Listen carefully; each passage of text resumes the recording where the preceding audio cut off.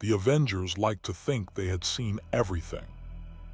Thor had watched galaxies born and die. Tony Stark had built a suit of armor around his heart and worn it through a wormhole into the void of space. Steve Rogers had punched Hitler, survived the ice, and come back swinging. Natasha Romanoff had dismantled spy networks that spanned 3 continents before breakfast.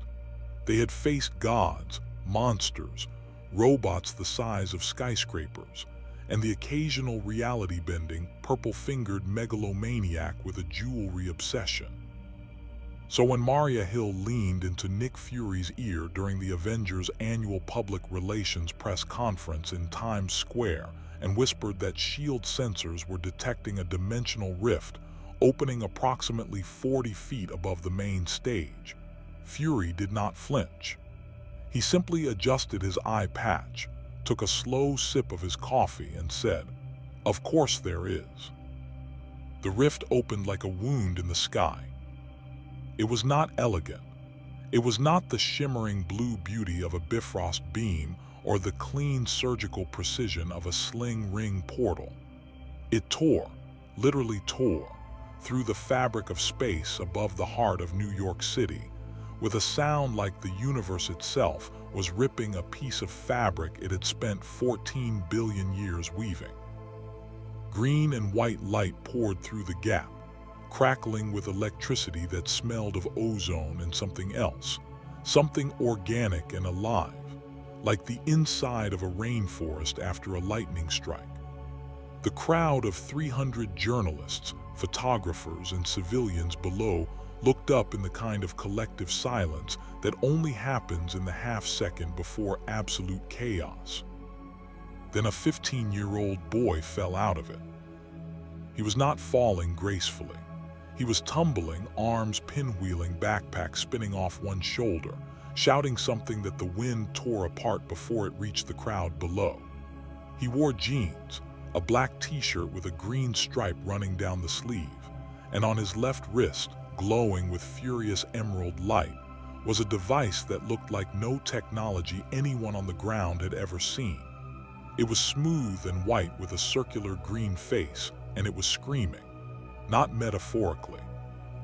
The thing was emitting a high-frequency pulse that S.H.I.E.L.D.'s atmospheric sensors would later describe as resembling 17 different alien communication frequencies broadcast simultaneously.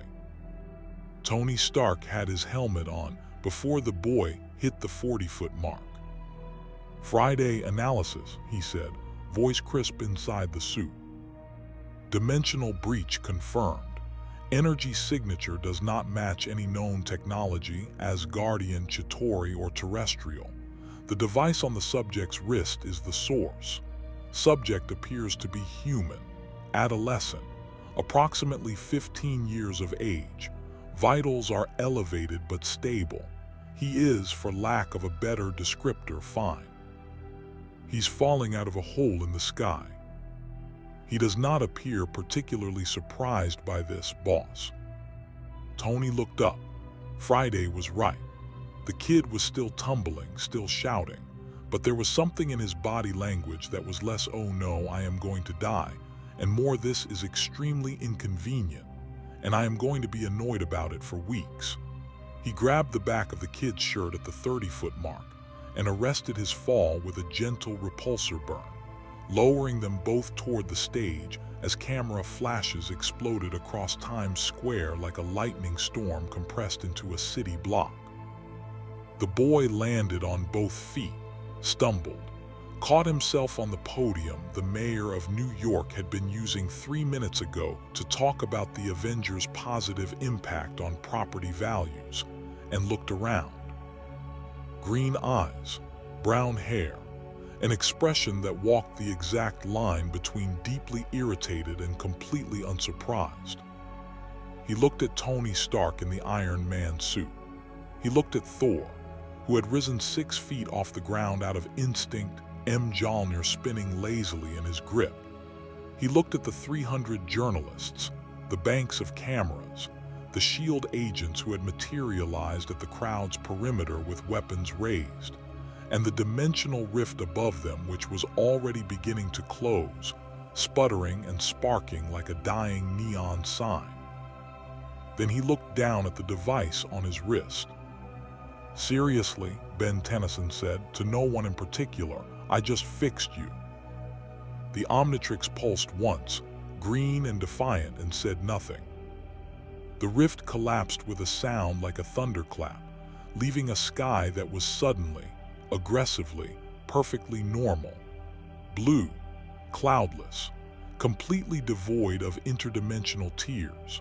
The November air smelled of pretzels from a nearby cart and exhaust from the traffic that had frozen on 42nd Street and the fatting ozone ghost of whatever had just happened. 400 eyes stared at Ben Tennyson.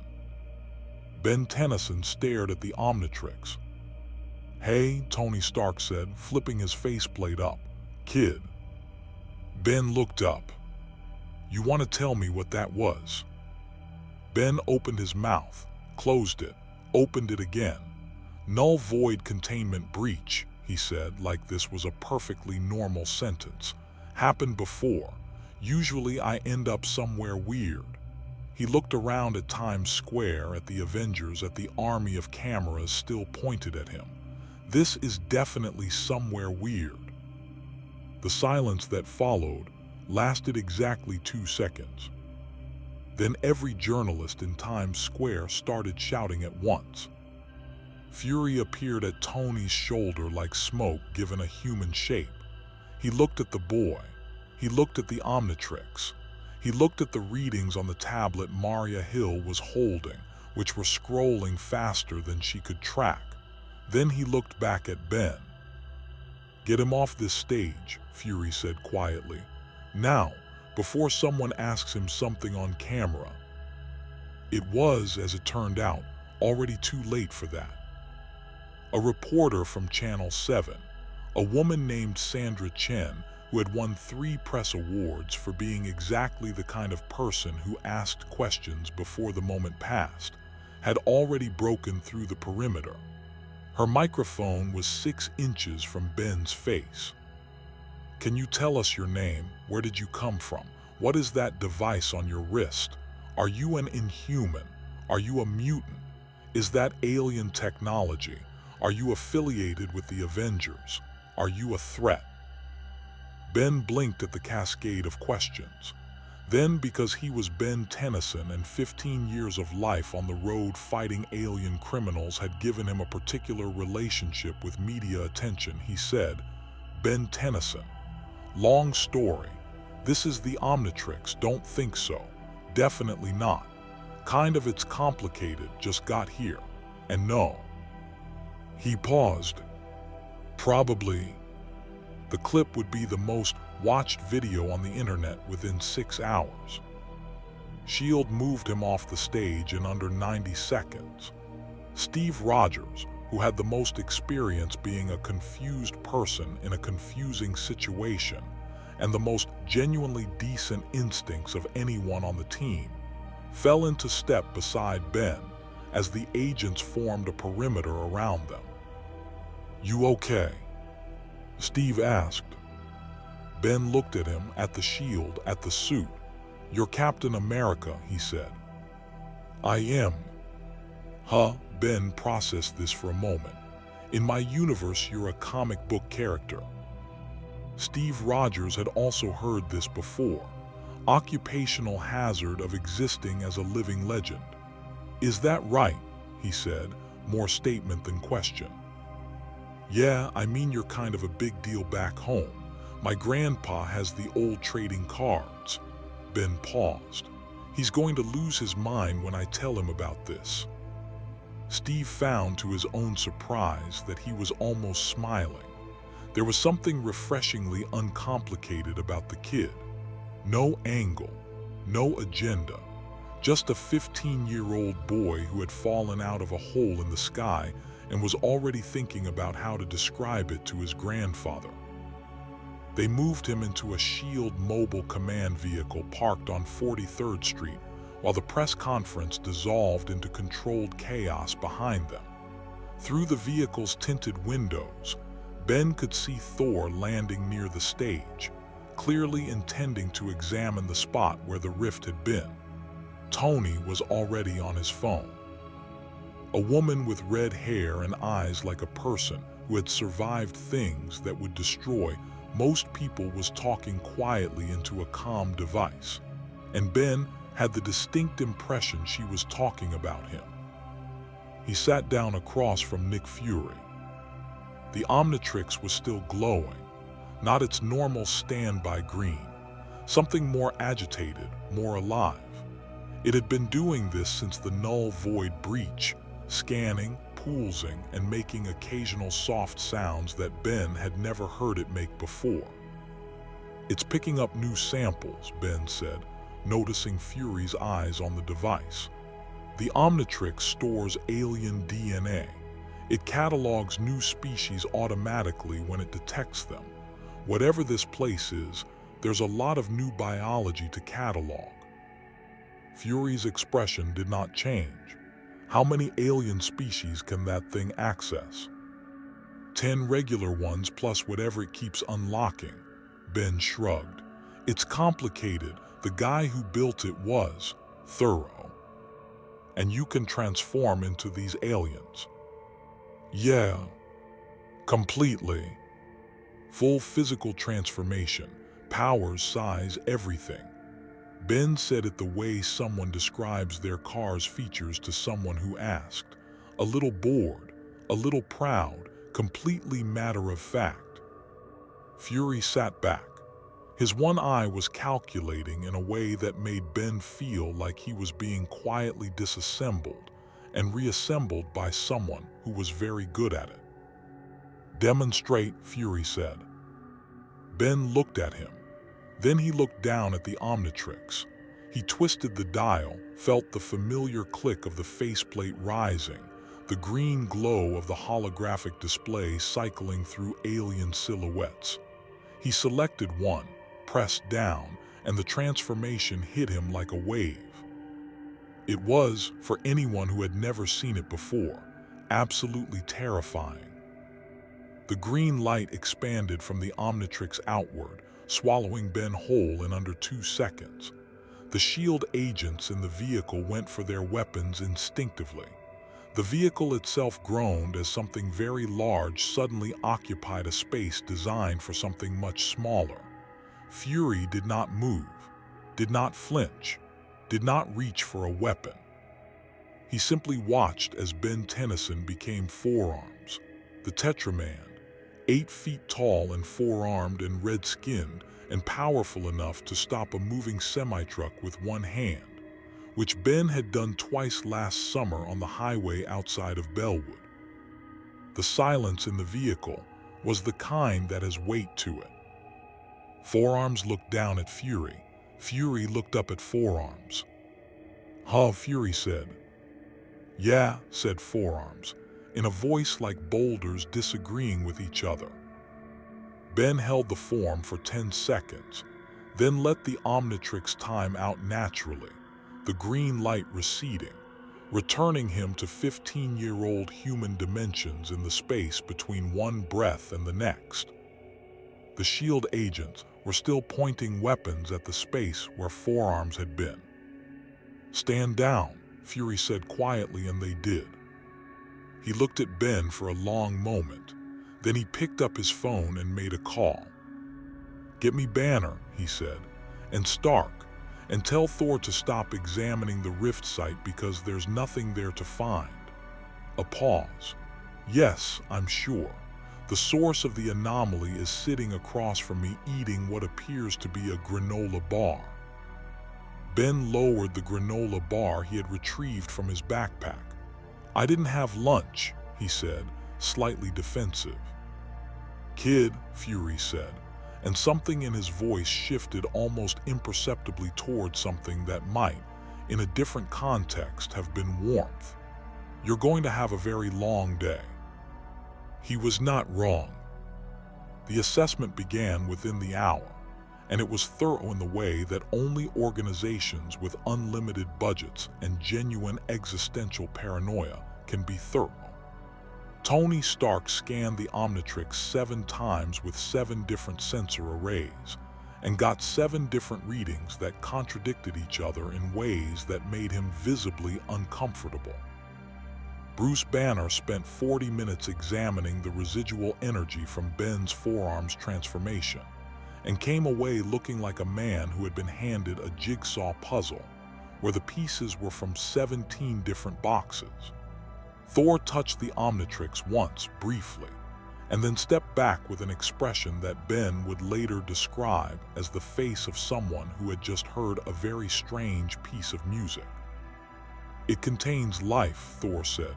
"Many lives held in potential." "That's basically right," Ben said.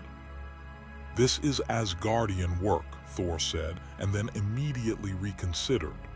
"No, it is not, but it has the weight of something ancient, something that was built with intention." "It was built by an Etrosian," Ben said.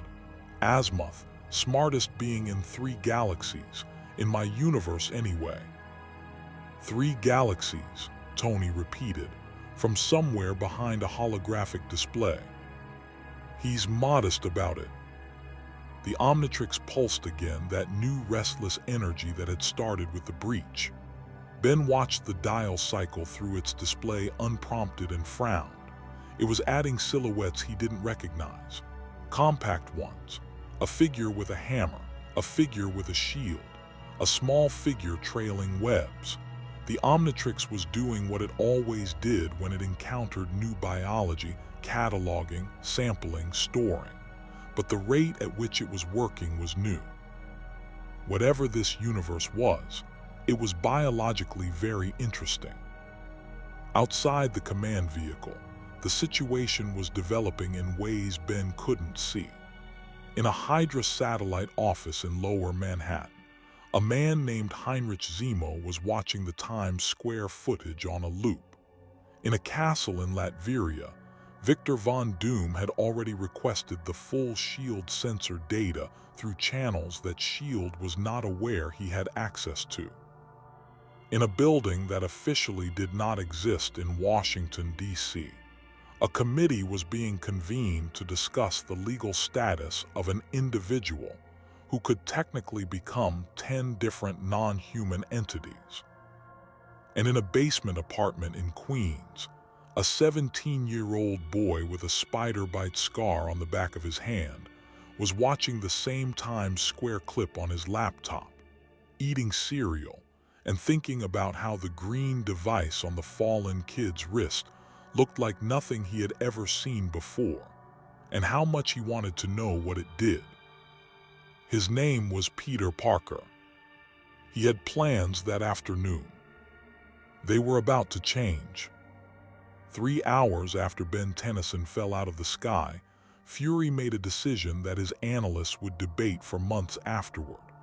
Rather than transfer Ben to a secure S.H.I.E.L.D. facility for full containment and assessment, which was protocol, Fury authorized temporary supervised civilian housing.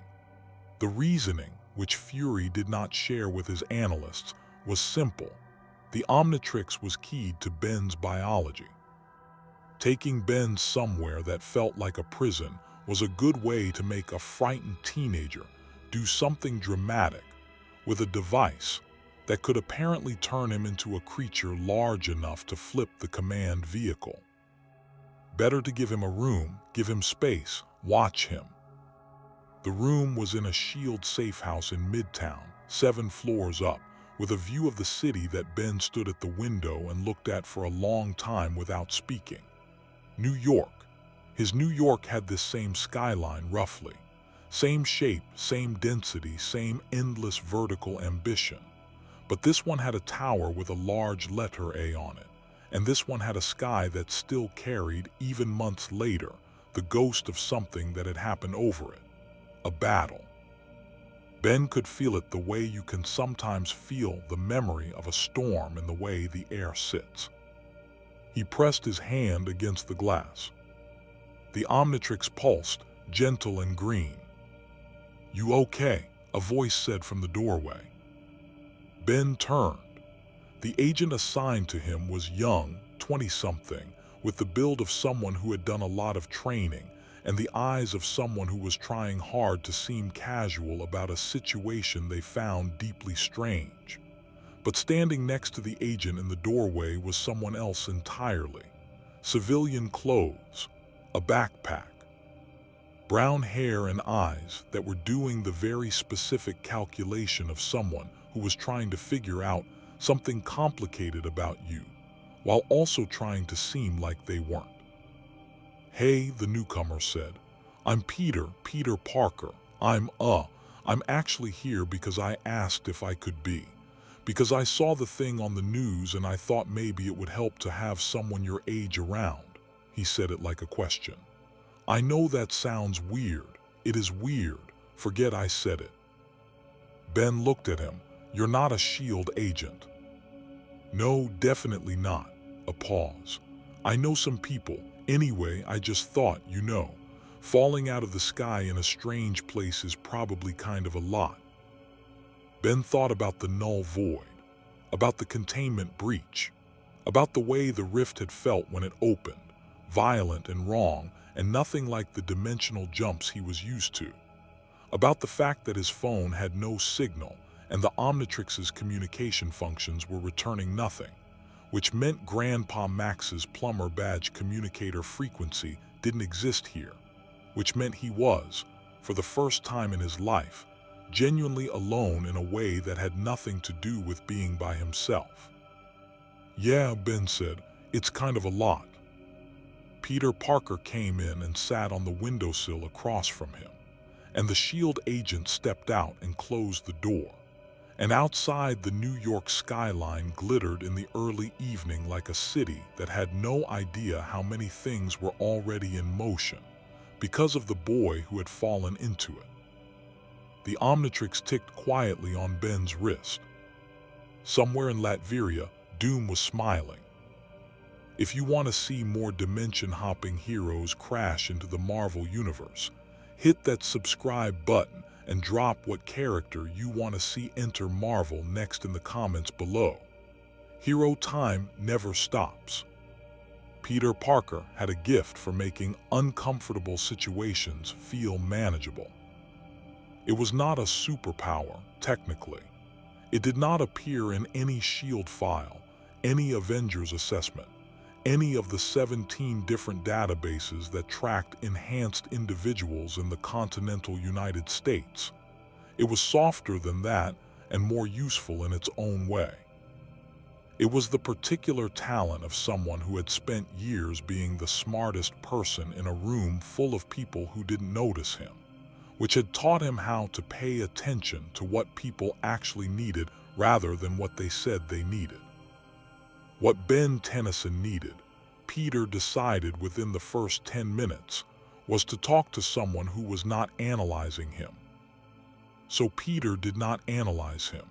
He sat on the windowsill and ate half the granola bar Ben offered him and asked, "So what's forearms like? Like, is it weird being that big?" Ben blinked. Of all the questions he had been asked in the past 4 hours, this was the first one that was not about threat assessment, energy readings, or legal classification. He considered it seriously. "It's great, actually," he said. "Everything feels slow when you're that size, like the world is moving at a speed you can actually keep up with. And the strength is it's just there, You don't have to think about it." "That sounds amazing," Peter said, with the specific wistfulness of someone whose own considerable physical gifts came packaged with constant mental overhead. "What about you?" Ben asked. "What's your deal?" Peter opened his mouth, closed it. "What makes you think I have a deal? You walked into a SHIELD safe house like you'd been in one before. You're wearing a long-sleeved shirt in a heated building. And when you came in, you checked the ceiling before you checked the room." Ben shrugged. "I've been working with a retired plumber agent since I was 10. I notice things." The silence that followed was the particular silence of someone being seen accurately by someone they didn't expect to be seen by. "Spider-Man," Peter said quietly. Ben stared at him. "You're Spider-Man. I'm asking you very nicely not to make a big deal out of that." "Dude," Ben said, and his voice carried the unmistakable weight of someone who was genuinely, almost reverently impressed. "In my universe, you're also a comic book character. My cousin Gwen has like every issue." Peter looked pained in a way that was very specific to people whose public identity had been mass-produced into merchandise. "Please don't tell her. She'd lose her mind. I'm begging you." Ben grinned. It was the first real grin he'd managed since the rift, unguarded and genuine, and it changed his whole face, made him look less like a dimensional anomaly and more like exactly what he was, a teenager who found things funny and was choosing, for the moment, to focus on that. They talked for 2 hours, not about the Omnitrix's energy signature or dimensional breach protocols or the 17 questions Fury's legal team needed answered. They talked about what it was like to be young and responsible for things that fully grown adults couldn't handle, about the particular exhaustion of being needed constantly, about the way normal life kept insisting on existing around the edges of extraordinary circumstances. School, friends, family. The sandwich you didn't get to finish because something exploded. Peter talked about Queens the way people talk about somewhere that made them. Ben talked about Bellwood the same way. By the time the S.H.I.E.L.D. agent knocked to say that Stark had requested Ben's presence for a second round of analysis, something had settled between the two of them that was not yet friendship, but was the honest foundation that friendship gets built on. "You don't have to let them poke at you again tonight," Peter said. "You can just say no." Ben stood up and stretched, the Omnitrix catching the light. "I want to understand what happened to the null void containment system," he said. "If I work with them on that, they'll work with me on getting home." A pause. "Probably. You're very calm about being stranded in a parallel universe." "This is like the 4th time something like this has happened." Ben headed for the door, then stopped. "Hey, tomorrow, can you show me around? Like actually around, not a S.H.I.E.L.D. escort, just the city." Peter smiled. It was the kind of smile that meant yes before he said it. "Yeah, absolutely." The second assessment took place in Stark Tower's R&D level, which was the most technologically sophisticated space Ben had ever been in, and he had been inside the plumber's headquarters, so that was saying something. Tony Stark's lab made the plumber's base look like a well-organized garage. Tony himself was in the middle of 3 simultaneous projects when Ben arrived, holographic displays floating around him like a personal solar system of data. He waved Ben toward a central platform with the distracted hospitality of someone who has forgotten that their workspace is overwhelming to normal humans. "Stand there, don't touch anything. Friday is going to run a full non-invasive bioscan while we talk." "Sure," Ben said, stepping onto the platform. "Full non-invasive, the kid says," Tony muttered to himself, pulling up a display that showed 17 different readouts Ben couldn't interpret. "Friday, you getting anything coherent yet?" "The Omnitrix is interfering with bioscan frequencies again, boss. It appears to be actively responding to the scanning process." "Responding how?" "It keeps adding new entries to what I can only describe as a library. Every time our sensors touch it, it files something." Tony looked at the Omnitrix with an expression Ben recognized. It was the expression of a very smart person confronted with something smarter. "It's cataloging your tech," Ben said. "The Omnitrix catalogs biological information, but I think it's reading Stark tech as a kind of biology. Like, the underlying principles. Tony stared at him. It thinks my technology is alive. I mean, kind of. Azimuth built it to recognize complexity. He might have defined life pretty broadly. Ben thought about it. He's that kind of guy. I need to meet this Azimuth. Get in line. Bruce Banner arrived 40 minutes into the session, slightly out of breath and carrying a tablet covered in handwritten equations. He was the kind of quiet that comes from someone who has learned to take up less space than they naturally would, and he looked at Ben with the gentle, focused attention of someone who found the universe genuinely interesting and was choosing, actively, to approach it with curiosity rather than alarm.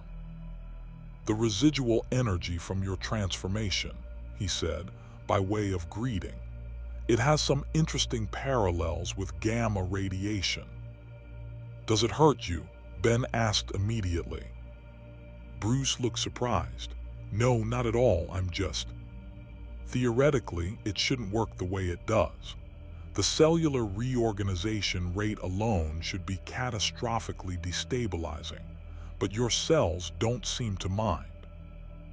Azimuth figured that out. The Omnitrix doesn't just change my shape, it changes the underlying biology completely, every cell. The body doesn't fight it because for the duration of the transformation, it's not fighting anything.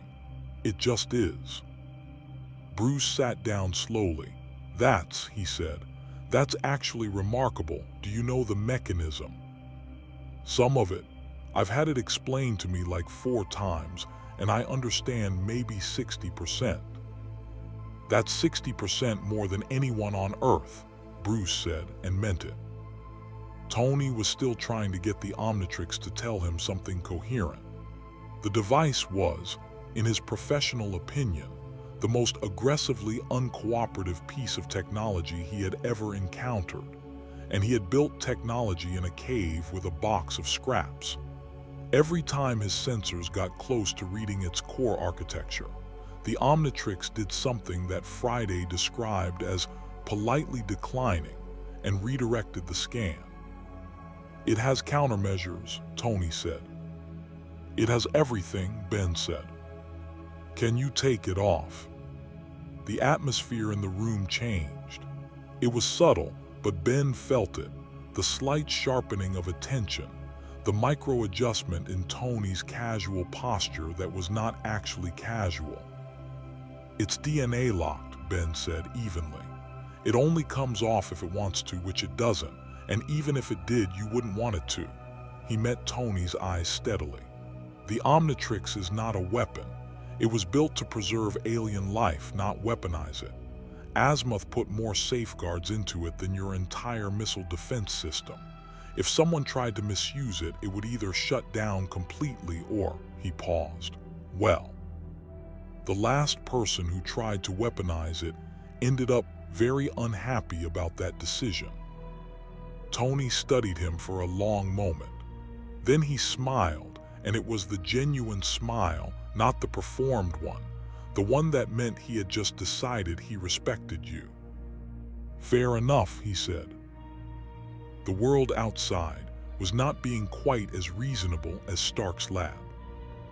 The morning after Ben's arrival, 3 separate things happened before 9 a.m. The first was that every major news network had picked up the Times Square footage and was running it on a loop with a banner that said "Alien Boy in New York" alternating with Omnitrix, weapon or wonder.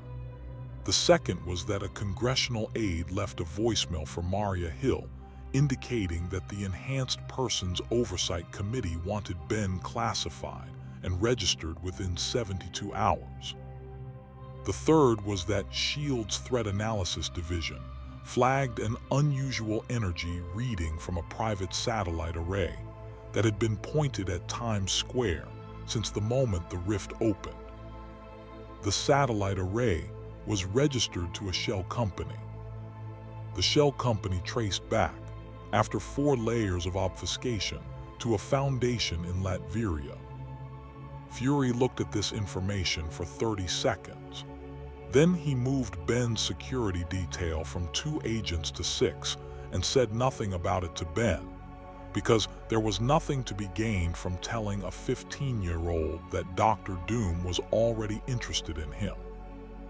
Ben spent the morning working with Bruce on a theoretical model for the null void breach. It was, Bruce said, the most interesting applied dimensional mechanics problem he had encountered since the New York incident, and his engagement with it had the particular quality of someone who was very good at something and had found a problem worthy of that goodness. Ben walked him through the null void, the extra-dimensional prison system, the containment architecture, the way the breach had propagated, and Bruce listened with the complete attention of someone who was building a map as you spoke. The question, Bruce said, is whether the breach was a malfunction or an interaction. If the null void's dimensional walls are weakest at points of high-energy crossover, your Omnitrix might have triggered it just by being near a natural dimensional fault. Like being the wrong key in the wrong lock, Ben said. More like being the right key in a lock that opened onto the wrong room. Bruce pushed his glasses up. We can model the frequency. If we can identify what the rift was tuned to, theoretically, we can reproduce it deliberately. A way home, Ben said. A possible way home, eventually. Bruce said it honestly, without false comfort, which Ben appreciated more than he would have appreciated a reassuring lie. It won't be fast. I've been stranded in worse places, Ben said. No offense to your universe. None taken. The afternoon was Peter's. True to his word, Peter Parker showed up at the safe house at 1 o'clock in civilian clothes with 2 sandwiches and a working knowledge of every shortcut in Lower Manhattan. The SHIELD escort followed at a discreet distance, which Ben was aware of and chose not to find irritating because it seemed like a reasonable response to the situation, and he had Grandpa Max's voice in his head reminding him that reasonable security precautions were not the same as distrust. New York in this universe was, Ben decided, almost identical to New York in his own and completely different in ways that were hard to articulate. The same density, the same noise, the same particular texture of a city that had decided it was the center of everything and built itself accordingly. But the shadows were different, not dark exactly, more like a city that had learned things about itself that it was still processing. That, Peter said, pointing to a section of Midtown that had clearly been rebuilt within the last few years, was the Chitauri invasion. A couple years back, the Avengers stopped it. Ben looked at the new glass and steel. I heard about that. You heard about it. Fury briefed me. He briefed me about a lot of things. Ben paused. He wanted me to know what I was dealing with. I think it was meant to be intimidating. Was it? Ben thought about the hybrid invasion, about Vilgax, about the time he was 11 years old and had to make a decision that affected every living being in the galaxy. A little, he said honestly, but mostly it just told me what kind of universe this is. What kind is that? The kind that keeps trying to end and keeps not ending, same as mine. He looked at Peter. How are you doing with it, like, genuinely? Peter was quiet for half a block. Some days are better than others, he said finally.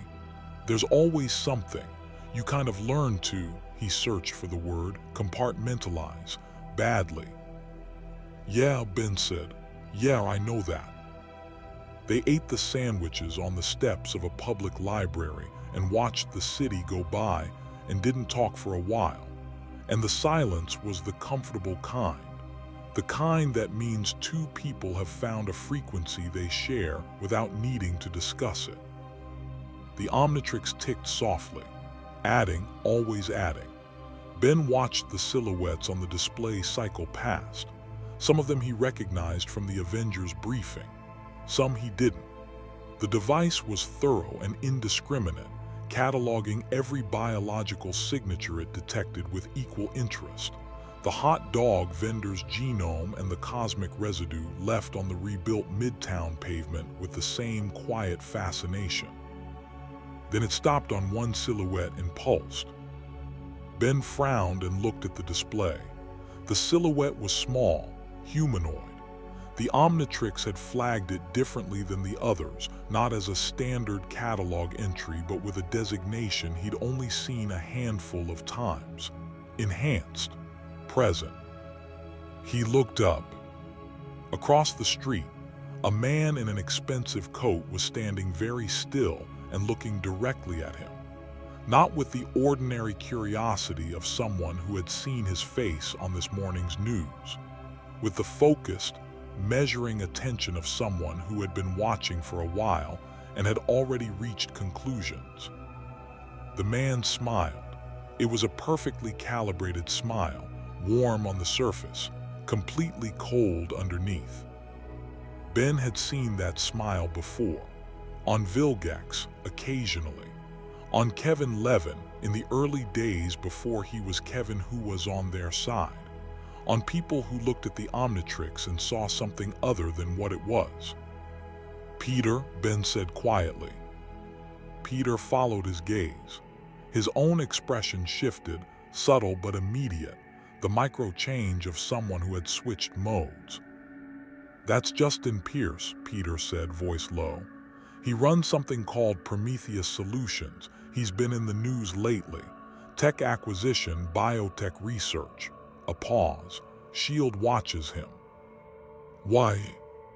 "Because 3 biotech companies he acquired had research divisions working on enhanced human genetics, and because 2 scientists who worked for him resigned suddenly and then couldn't be found for comment." Peter looked casual. He was not casual. He's not a villain on any official list. He's just someone a lot of careful people keep an eye on.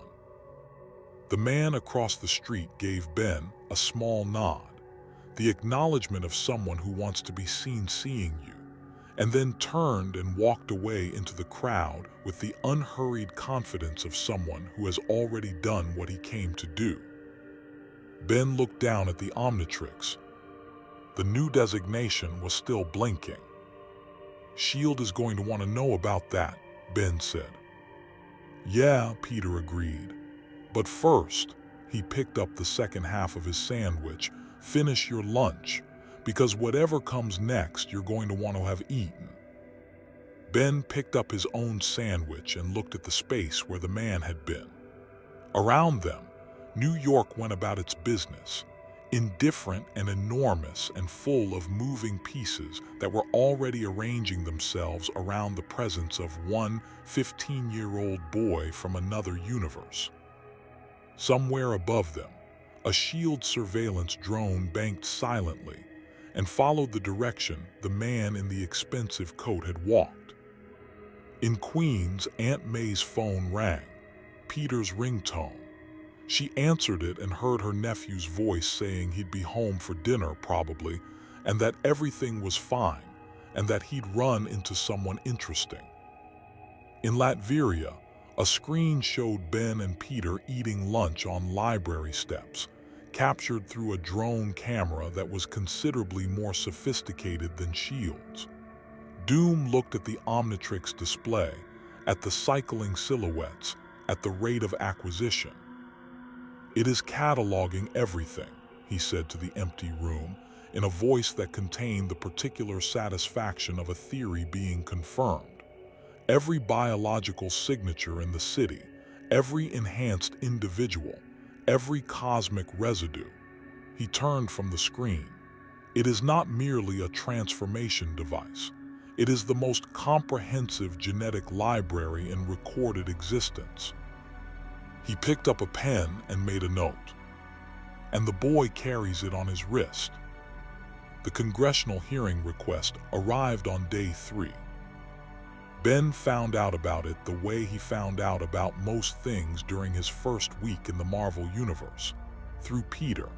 who had heard it from someone at the Daily Bugle, who had heard it from a source inside the Enhanced Persons Oversight Committee, which was apparently how information moved in this universe when S.H.I.E.L.D. decided not to share it officially.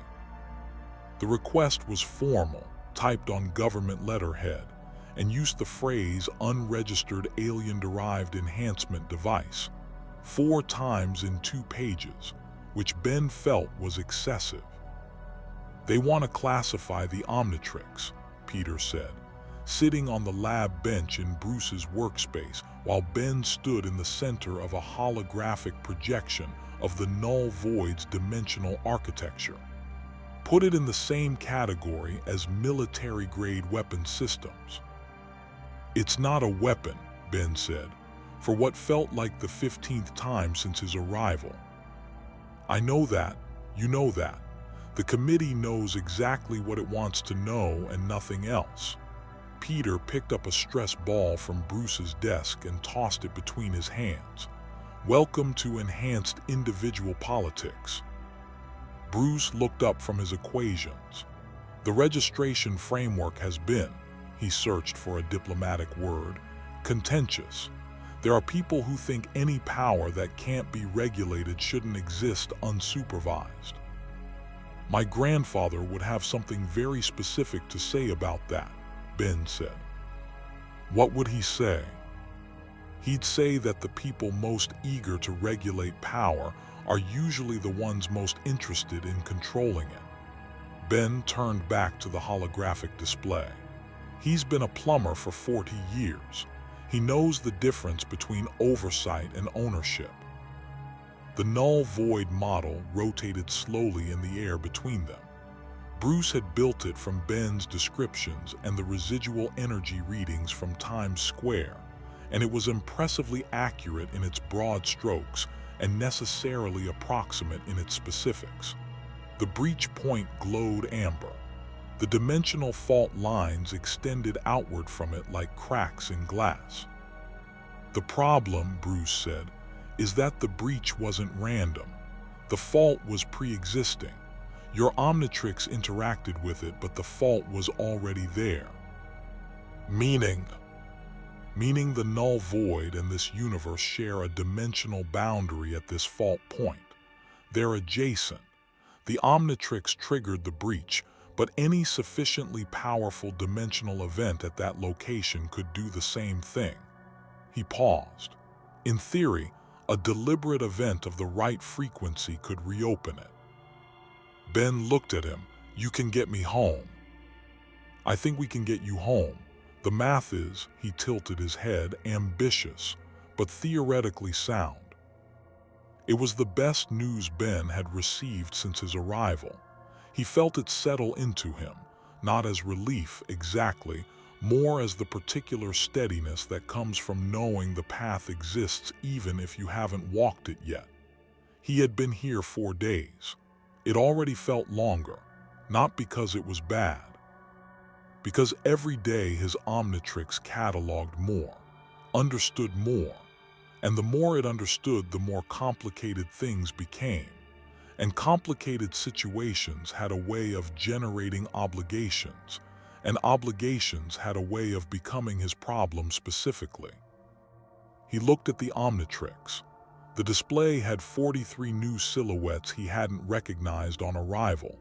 43 species, enhanced humans, cosmic residue signatures, biological anomalies. The device was building a picture of this universe with the same patient thoroughness it applied to everything. He wondered sometimes if Azimuth had anticipated this. The old Galvin anticipated most things. He probably had. The political situation crystallized on day 4 in the form of a meeting that Fury arranged in Stark Tower's conference room, with the particular efficiency of someone who wanted to control the shape of a conversation before it happened. The attendees were Tony, Steve, Thor, Fury, Maria Hill, a woman named Sharon Carter who represented some intersection of government, and S.H.I.E.L.D. that Ben didn't fully understand, and Ben himself, with Peter sitting against the wall in what everyone was pretending was an unofficial capacity. The agenda officially was status assessment and near-term planning.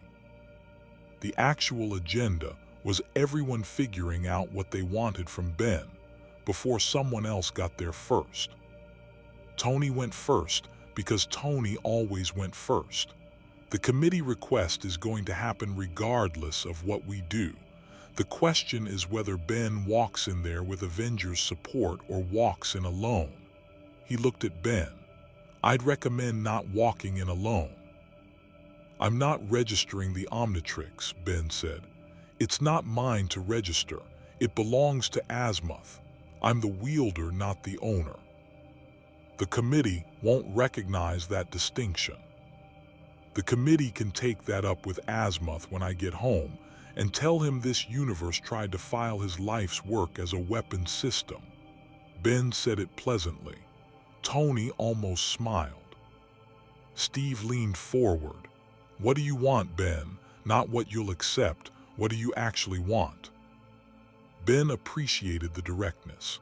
He had noticed that about Steve Rogers over 4 days of observation. The man had a gift for asking the question underneath the question. I want to go home. I want Bruce's model to work.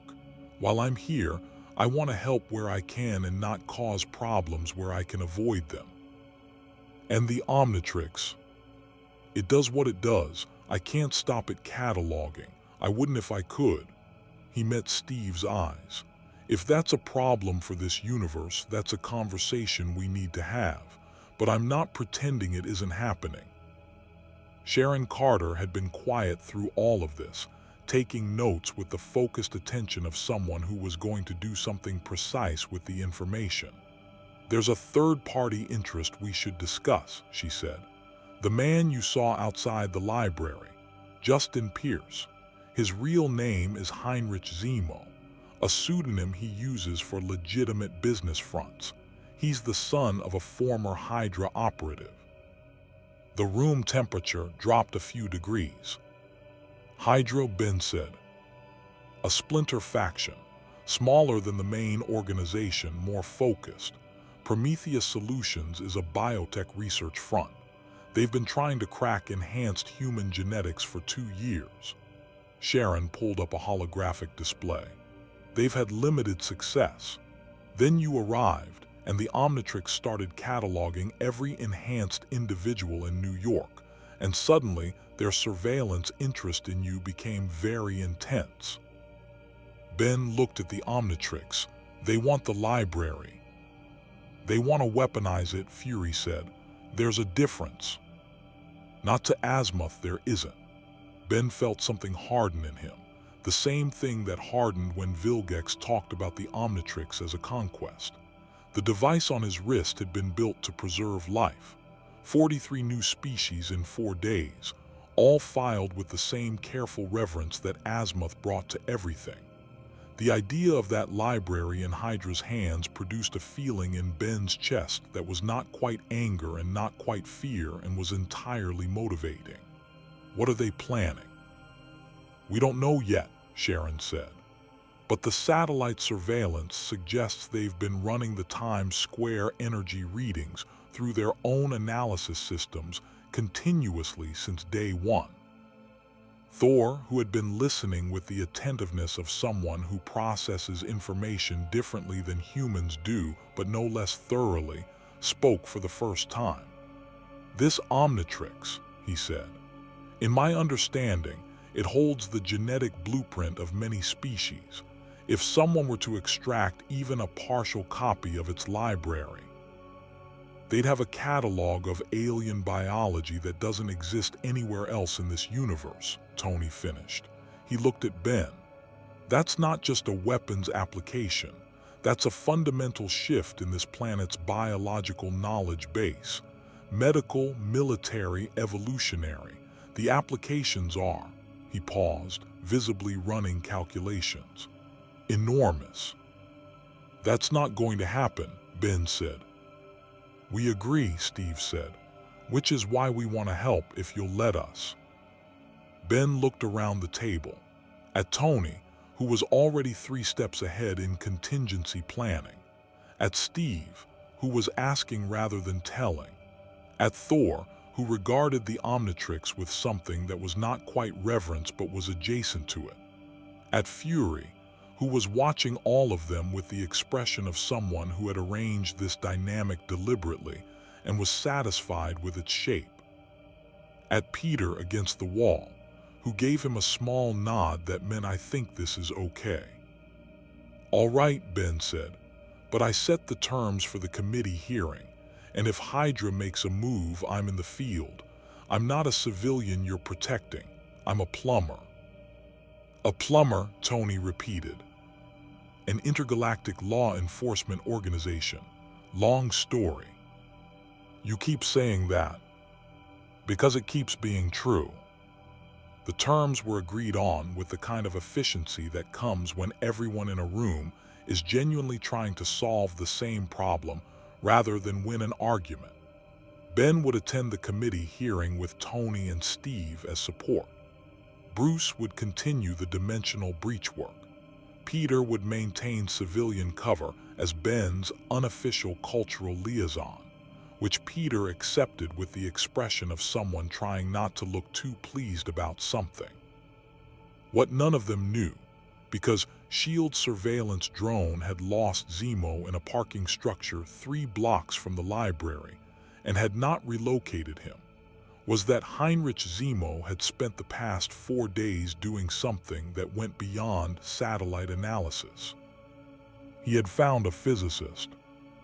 Her name was Dr. Alyssa Morrow, and she was brilliant in the specific way that made her dangerous, which was that her brilliance had no ethical architecture around it.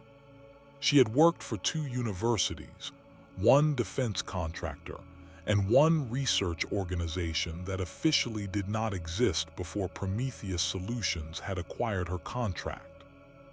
She understood dimensional energy, the way Tony Stark understood mechanical engineering, intuitively, completely, and with the particular creativity that comes from not being limited by what the textbooks said was possible.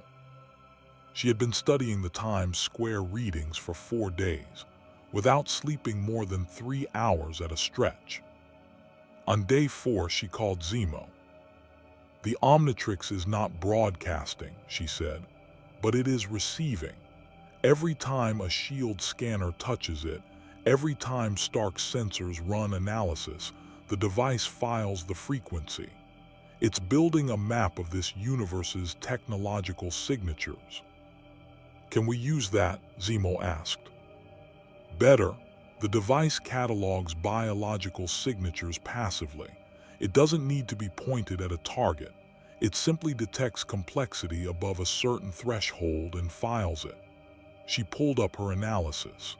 "If we could induce the Omnitrix to broadcast its library, even for a fraction of a second, we could capture the transmission." "The boy won't allow that." "The boy doesn't need to know it's happening." She paused. "We need a triggering event, something that forces the Omnitrix into active broadcast mode.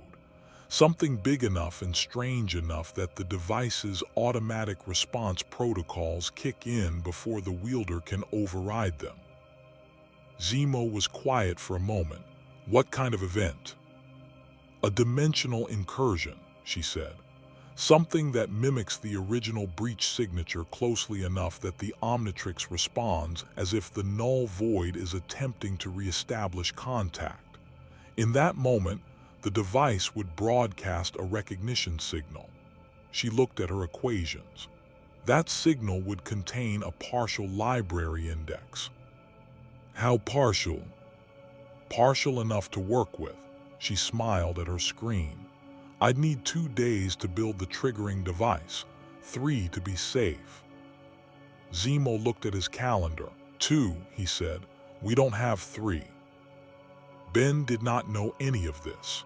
He was, at the moment Morrow was explaining her plan to Zemo, sitting in Bruce's lab at 11 at night, working through the dimensional model for what felt like the 100th time, when the Omnitrix did something new. It was not dramatic. No green flash, no alarm. The dial simply rotated on its own, settled on a silhouette Ben didn't recognize, and pulsed once softly. He looked at the display. The silhouette was unlike anything in its current catalog. Not humanoid, not any of the standard classifications. The Omnitrix had tagged it with a designation he had only ever seen applied to one category of entity. Cosmic. He frowned. Hey, Bruce. Bruce looked up from his equations. Ben held up the Omnitrix display. Bruce crossed the lab, looked at the display, looked at his dimensional model, and then looked at Ben with an expression that was carefully neutral in the way that means the person is choosing not to let you see how significant they think something is. That's a new category, Ben said. Yes. The Omnitrix hasn't flagged anything cosmic since I arrived. No. So something just changed. Bruce looked at his model again, at the dimensional fault lines, at the amber glow of the breach point. Ben, he said carefully, the Omnitrix doesn't just catalog organic biology. You said it catalogs complexity above a certain threshold. Right. Cosmic entities in this universe are not always biological in the conventional sense, but they are complex, enormously so. He looked at the display again. I think something noticed you. The Omnitrix pulsed again. The cosmic designation blinked steadily on the display, patient and enormous, the way something patient and enormous announces itself when it has decided it would like to be acknowledged. Outside the tower, New York went about its night. Taxis and lit windows and the particular hum of a city that runs through every hour. Somewhere above it all, beyond the light pollution and the clouds in the atmosphere, something very large had turned its attention toward a very small point on a very small planet. The Omnitrix, ever diligent, had noticed first. Friday, Tony's voice came through the lab comm, and he sounded like someone who had been awake too long and had just seen something on a sensor display that he hadn't expected. Are you getting an anomalous reading on the outer atmospheric sensors? Yes, boss, it appears to be. Friday paused in the way she only paused when she was choosing how to say something. Large. Define large. Planetary scale, boss, and it's stationary. It's just another pause, watching.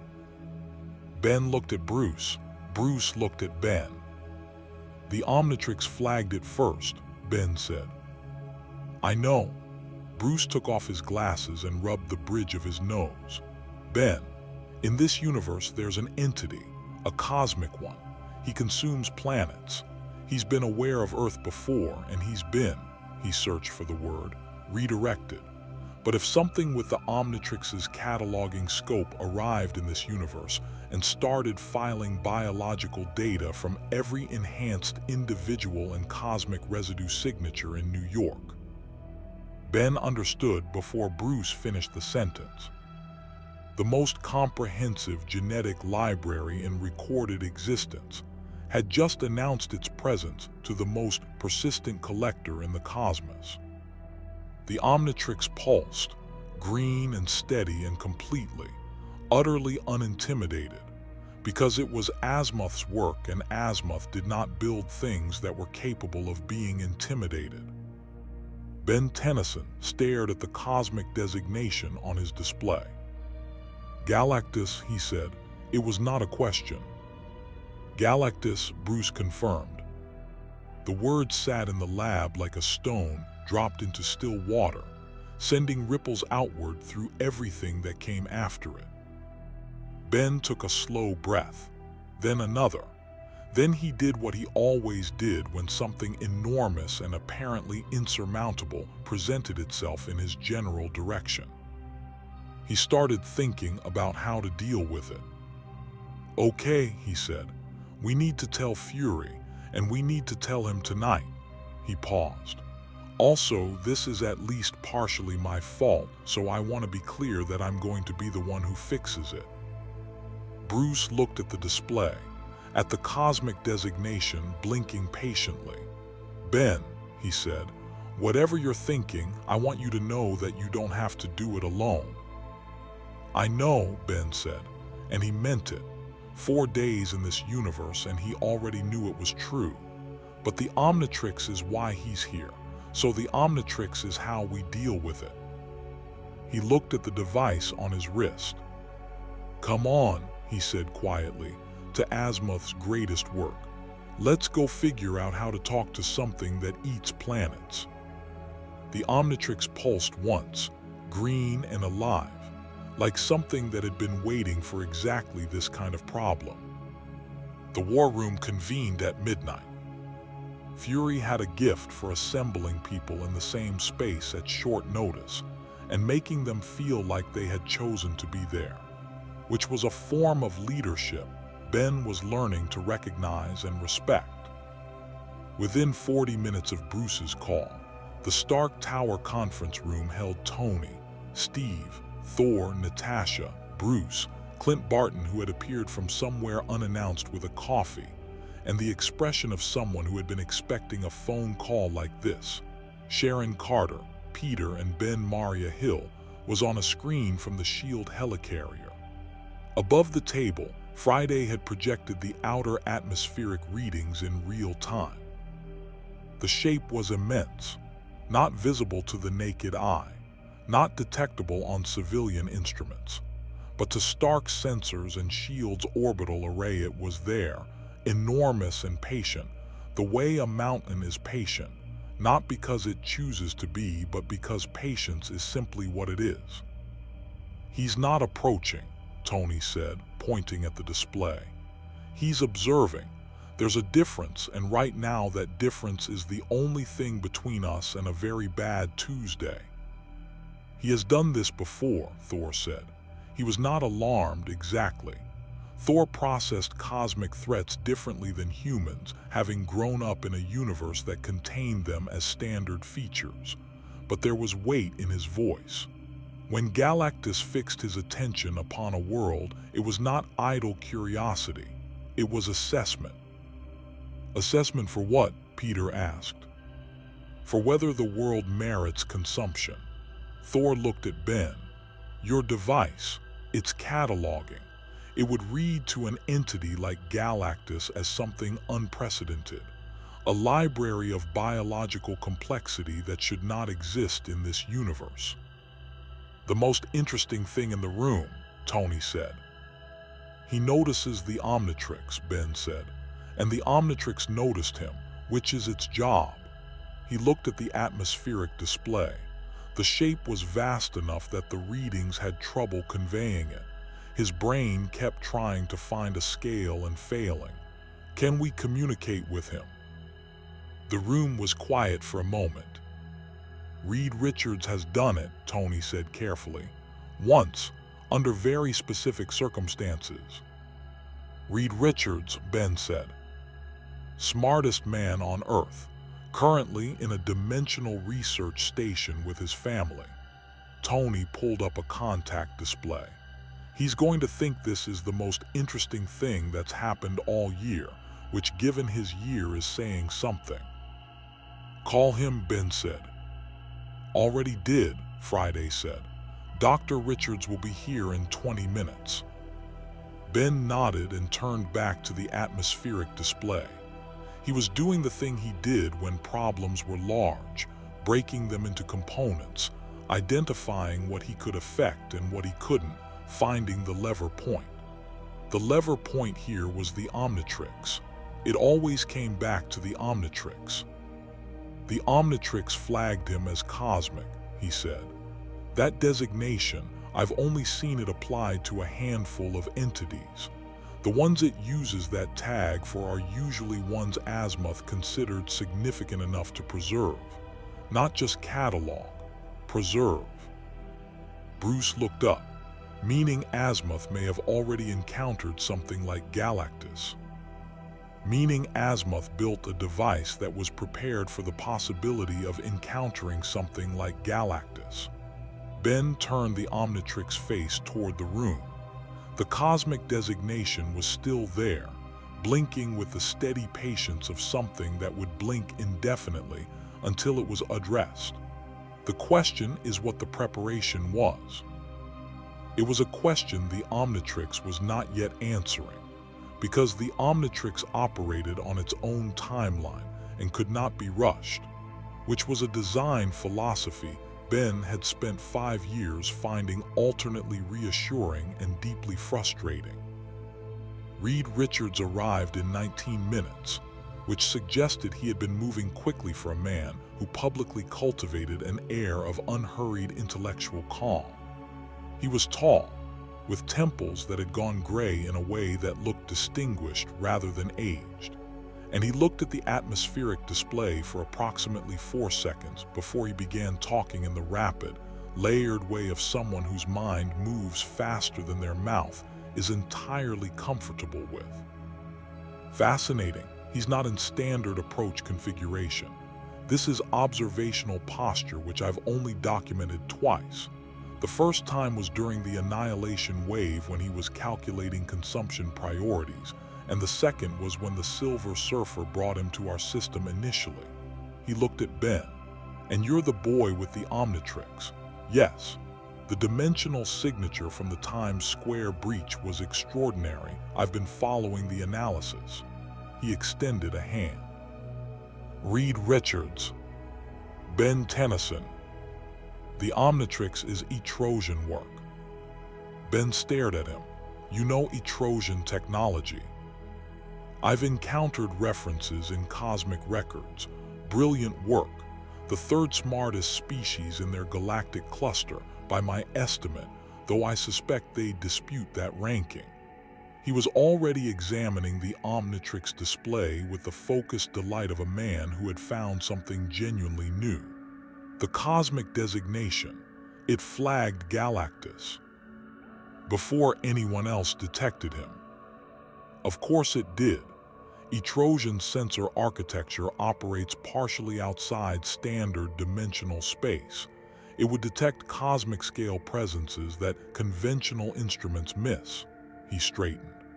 "The question is not whether we can communicate with Galactus. I've done that.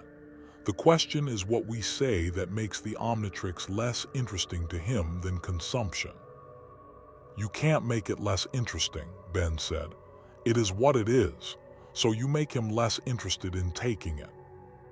Reed looked at him with the specific expression of someone who has just recalibrated their assessment of another person upward. "Go on." "Galactus wants the library. Fine. So we give him a reason why the library is more valuable intact and mobile than captured and static." Ben turned the Omnitrix display toward Reed. "The Omnitrix doesn't just catalog, it preserves. Living DNA. Every species it's filed is stored well enough that it could theoretically be used for restoration. If a species went extinct, the Omnitrix could theoretically preserve the possibility of their return." He paused. "Galactus consumes worlds. He ends species.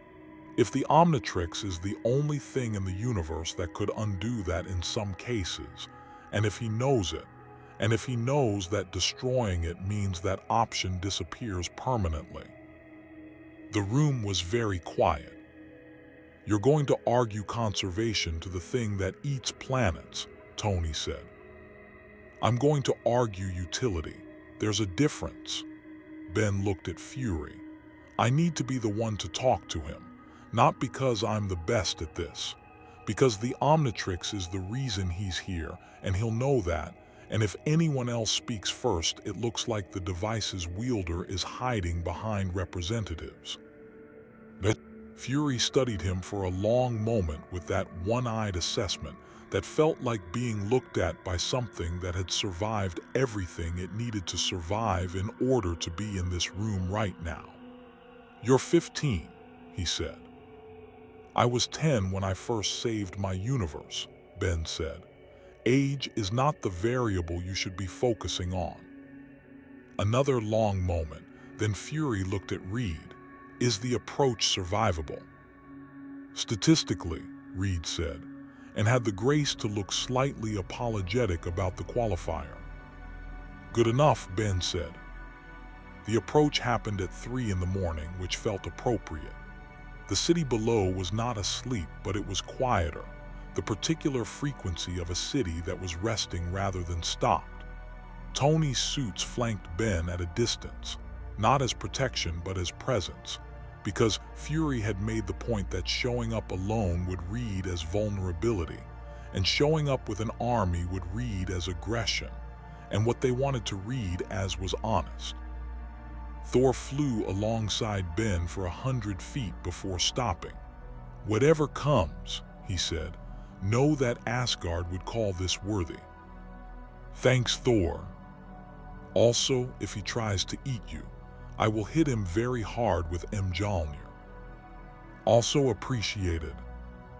The suit Tony had jury-rigged for Ben in 2 hours was not an Iron Man suit.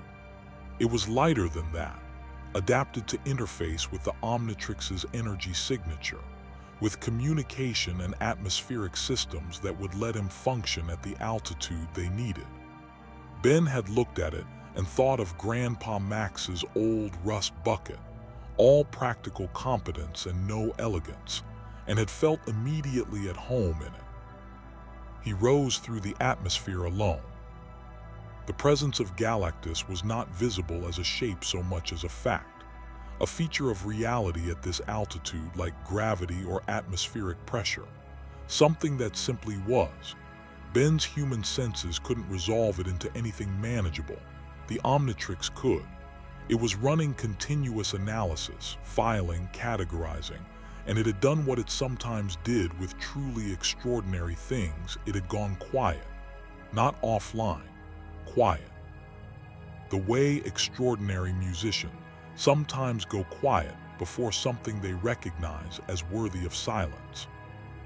Ben activated the communication array Tony had built into the suit. Galactus, he said. His voice sounded very small. He said it again, steadier. My name is Ben Tennyson. I'm the wielder of the Omnitrix. You're here because of me. I think we should talk. The silence that followed was not empty. It had weight and texture, and the particular quality of something vast considering whether something small was worth its attention.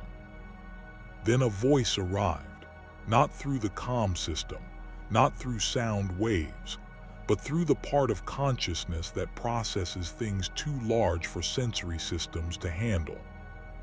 I am aware of the device. I am aware of what it contains. Then you know destroying it or taking it would be a loss, Ben said. Not just for me, for every species it's ever cataloged, including ones you've consumed. A pause, vast in considering. You are young to speak of loss to me. I know, but I've been carrying extinct species in this thing for 5 years. Every one the Omnitrix catalogs that's already gone. I know what loss looks like in a library. He held up his wrist, the Omnitrix facing outward into the dark. It's not a weapon. It was never a weapon. It's a record. The most complete record of life in my universe, and now this one. You consume worlds. This is what the worlds contained. Another silence, different in quality from the first, more inward. The small sentinel. I have ENCOUNTRED this designation before. Those who carry what others cannot preserve. Azimuth built it to preserve. I carry it. That's the whole job. Ben felt the Omnitrix pulse against his wrist, warm and steady, and thought of every alien form in the library, forearms and diamond head and humangausor, and 43 new ones from this universe, all of them alive in potential, all of them waiting. I'm not asking you to leave because we can stop you. I'm asking you to leave because the Omnitrix being out here, mobile and active, and finding new species every day, is worth more to the universe than any single world's energy. The consciousness that was Galactus moved in ways that had nothing to do with physical space and everything to do with consideration. There are 5 species in your device that I believe extinct. Ben's breath caught. Then you know what losing the device would mean. A pause long enough that Ben became aware of his own heartbeat. I will not consume this world at this time. The Herald will find another. Thank you, Ben said. I do not require gratitude. I require that you understand the weight of what you carry. I've understood that since I was 10 years old. The presence receded, not quickly. The way a tide recedes, completely and without apology, simply moving to where it was going next. The atmospheric readings on Friday's display began changing within minutes, the enormous shape redistributing, withdrawing, becoming something the sensors could no longer resolve. Ben descended through 3,000 feet of clear November air and landed on the tower roof where the entire team was waiting. And the silence that met him was the kind that means everyone has been holding their breath and has only just let it go. Peter was the first to speak. You actually did it. Azimuth did it, Ben said. I just explained his work. Don't do that, Steve said quietly. Don't minimize it. Ben looked at him.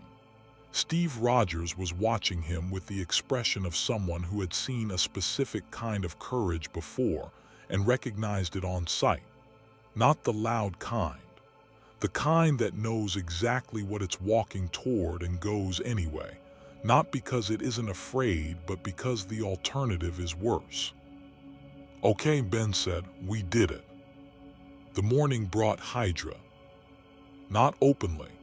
HYDRA did not do things openly when it could do them sideways. The attack, when it came, was elegant in the specific way that means someone very smart has had 3 days to prepare it. Ben was in Bruce's lab at 9 a.m., running through the dimensional model for what felt like the 1,000th iteration, when every screen in the tower went briefly white. Not a power failure, not an EMP. Something more targeted, a directed energy pulse that hit the tower's sensor array and the shield feeds simultaneously, creating a 2-second window of complete sensory blindness across a 6-block radius. In those 2 seconds, a device that Alyssa Morrow had spent 72 sleepless hours building activated in the basement of a building on 47th Street. The Omnitrix responded before Ben did. He felt it before he understood what was happening, a pull in the device that was unlike anything in its normal operation, something reaching for it from outside, mimicking the null void's dimensional signature with enough accuracy that the Omnitrix's automatic response protocols engaged. The faceplate lifted on its own. The library began cycling.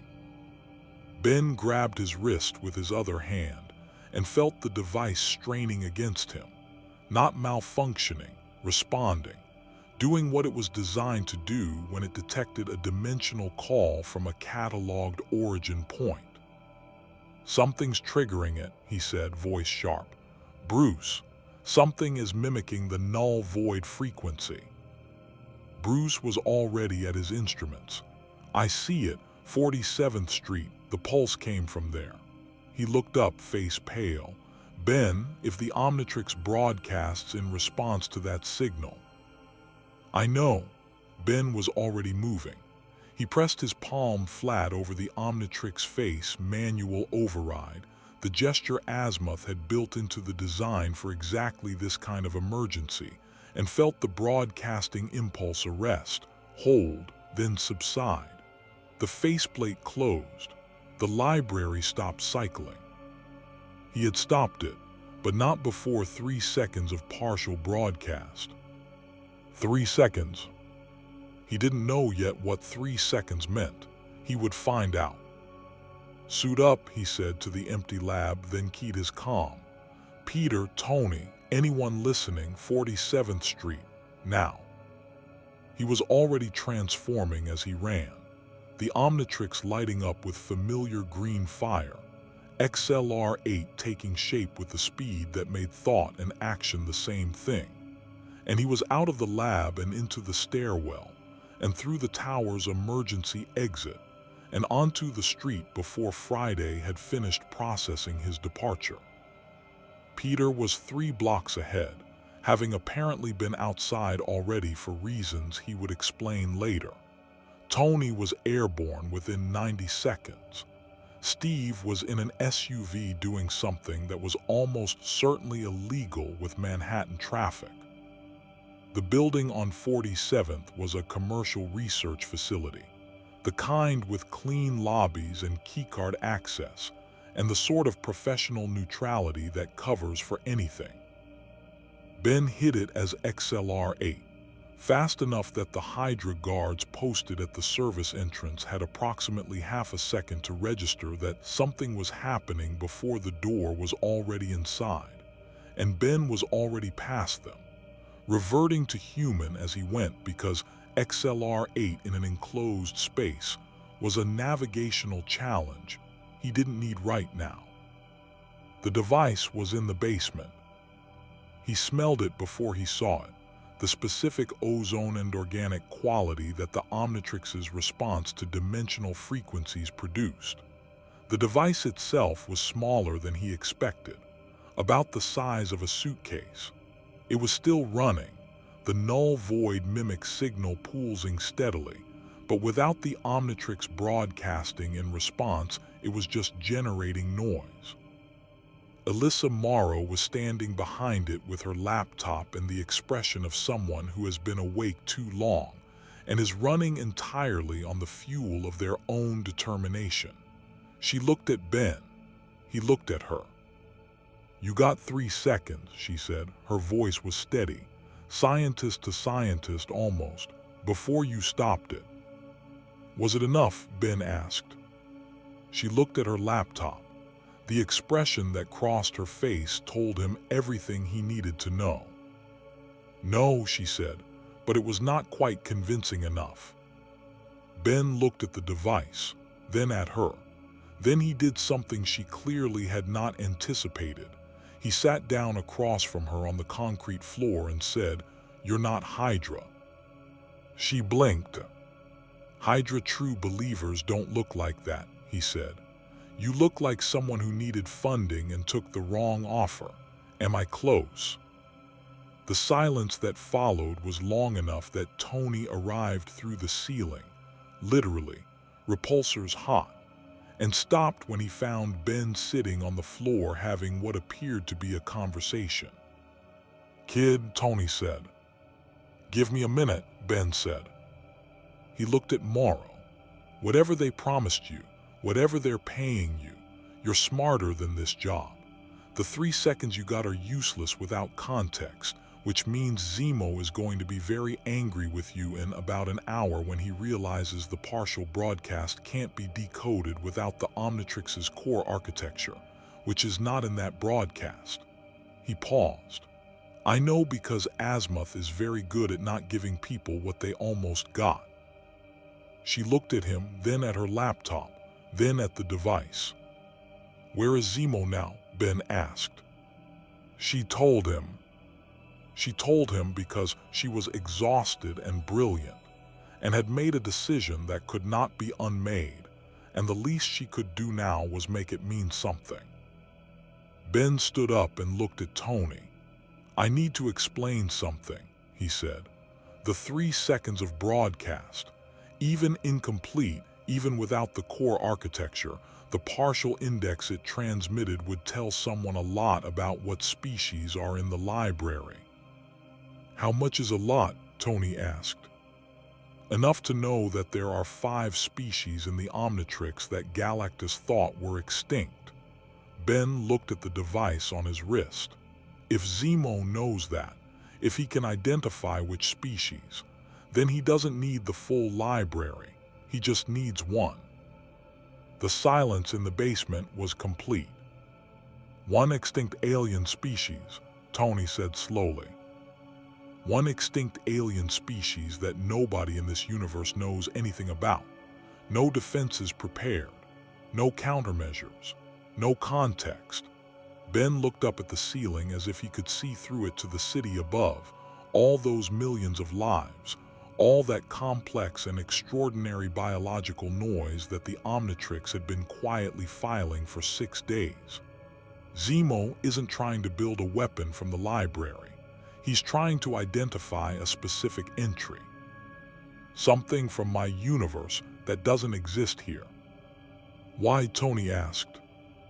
Ben's expression was the expression of someone who has solved a puzzle and does not like the answer. Because in my universe, some of the species in the Omnitrix library were extinct because something made them extinct, something powerful enough to end entire species. He looked at the Omnitrix, and if Zemo can identify the right entry and find a way to access it, he doesn't need an army. He needs one organism from the right DNA strand. Tony stared at him. He's not building a weapon. He's trying to resurrect one, Ben said. And we need to stop him before he figures out which species he's looking for. Because once he does, all he needs is 6 days of broadcast data and a very good genetic laboratory. He walked past Tony toward the stairs, Omnitrix already cycling. Let's go find Zemo. Zemo's location was a converted pharmaceutical facility in Red Hook, Brooklyn. Morrow had given them the address with the particular relief of someone setting down something heavy they had been carrying too long. Sharon Carter had verified it through 3 independent shield channels in under 4 minutes, which suggested the location had already been flagged and was waiting for exactly this kind of confirmation. Fury had scrambled a full tactical response within 10 minutes of Ben's call from the 47th Street basement, which was fast even for S.H.I.E.L.D., and the speed of it told Ben something about how seriously the organization was taking the situation now that the threat had a specific shape. Ben appreciated the efficiency. He did not wait for it. He was on the roof of the 47th Street building when the Omnitrix finished cycling through its available forms, and he made his selection.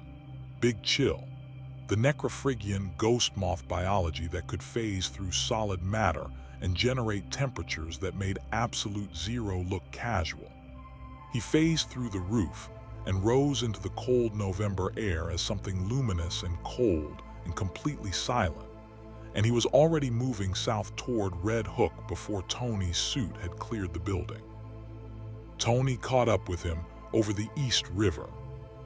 You could have waited for the team, Tony said through the comm. I could have, Ben agreed, phasing around a bridge support cable without slowing. Zemo has had 6 days of atmospheric broadcast data and 3 seconds of partial library transmission. Every hour we wait is an hour his people spend analyzing. I'm not waiting. A pause, fair point, but you're not going in alone. I know. Ben looked over his wing at the city below, the river dark and glittering, Brooklyn spreading out ahead. I'm going in first. There's a difference. Peter's voice came through the comm from somewhere above and behind them. For the record, I'm also already moving. Of course you are, Tony said. We're a team, Peter said. And there was something in his voice that was not quite humor and not quite earnest and was entirely genuine. The voice of someone who had learned to find family in unexpected configurations and had stopped being surprised when it happened again. Ben felt it land somewhere specific in his chest. 6 days. He had known these people 6 days. In his experience, that was enough. The Omnitrix had not built a silhouette for it, this particular kind of connection. Azimuth had not cataloged it, but Ben had been carrying it since he was 10 years old, The knowledge that the best teams were not the ones that had the most time or the most power, but the ones that had the most honesty. He came in over Red Hook from the north, phasing through 3 floors of the pharmaceutical facility before he found what he was looking for. The lab was large. It had clearly been functional at some point. Production equipment pushed to the walls and replaced with research stations that Morrow's team had assembled in the past week.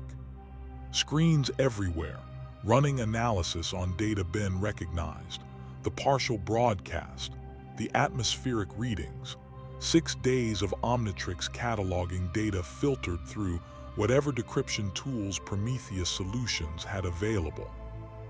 It was impressive work, done quickly, by people who were very good at what they did and had very specific direction about what to look for.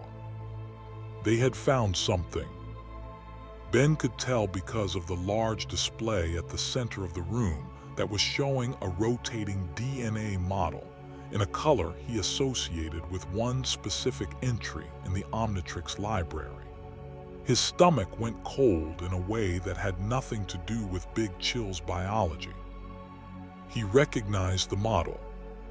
He had seen it before, not in the Omnitrix display, but in Azimuth's records, in the documentation that came with the Ultimatrix upgrade, the entry that Azimuth had flagged with more personal annotation than any other. A species so powerful, so dangerous, so fundamentally difficult to contain that its extinction had been, in Azimuth's heavily redacted words, perhaps not entirely a tragedy for the stability of the universe. The species had no common name in the Omnitrix's filing system. The scientific designation was 73 characters long. Ben had always privately called them the architects because that was what they were. Beings that could restructure matter at a fundamental level, not move it, not manipulate it, restructure it, rewrite the rules of what things were made of and how they behaved. One architect at full capacity had the destructive potential of a small stellar event. The Omnitrix had their DNA because Azimuth believed no species should be forgotten. It had never, in 5 years and more than 100 transformations, unlocked the architect form. Ben had always assumed this was intentional. He assumed correctly. Zemo was standing at the central display with 3 researchers and 2 armed guards when Ben phased back into solidity in the middle of the room. The transformation to human was immediate. The guards went for their weapons.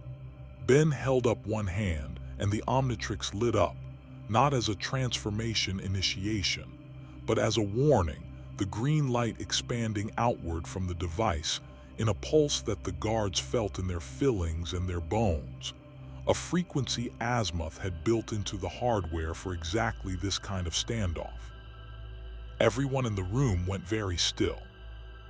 Zemo turned slowly. He was calm. Men who had planned for a long time tended to be calm when the plan arrived at its conclusion, because they had already processed the moment in every direction and had decided which version of it they could live with. He looked at Ben with the measuring attention Ben had first seen outside the library, and Ben understood that the calm was not confidence.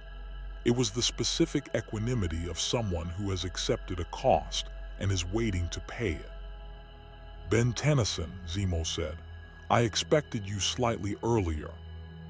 "I stopped to get information first," Ben said. "You've identified the architects." Something moved behind Zemo's eyes. Not surprise, confirmation. "You know what they are."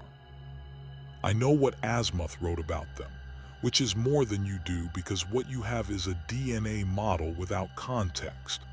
Ben kept his voice even. "You have their structure. You don't have their behavioral parameters. You don't have Azimuth's notes on why the form has never been unlocked.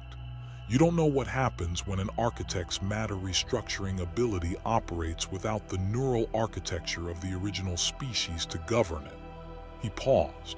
"I do." Zemo was listening, with the focused attention of someone who is deciding whether information changes their calculation.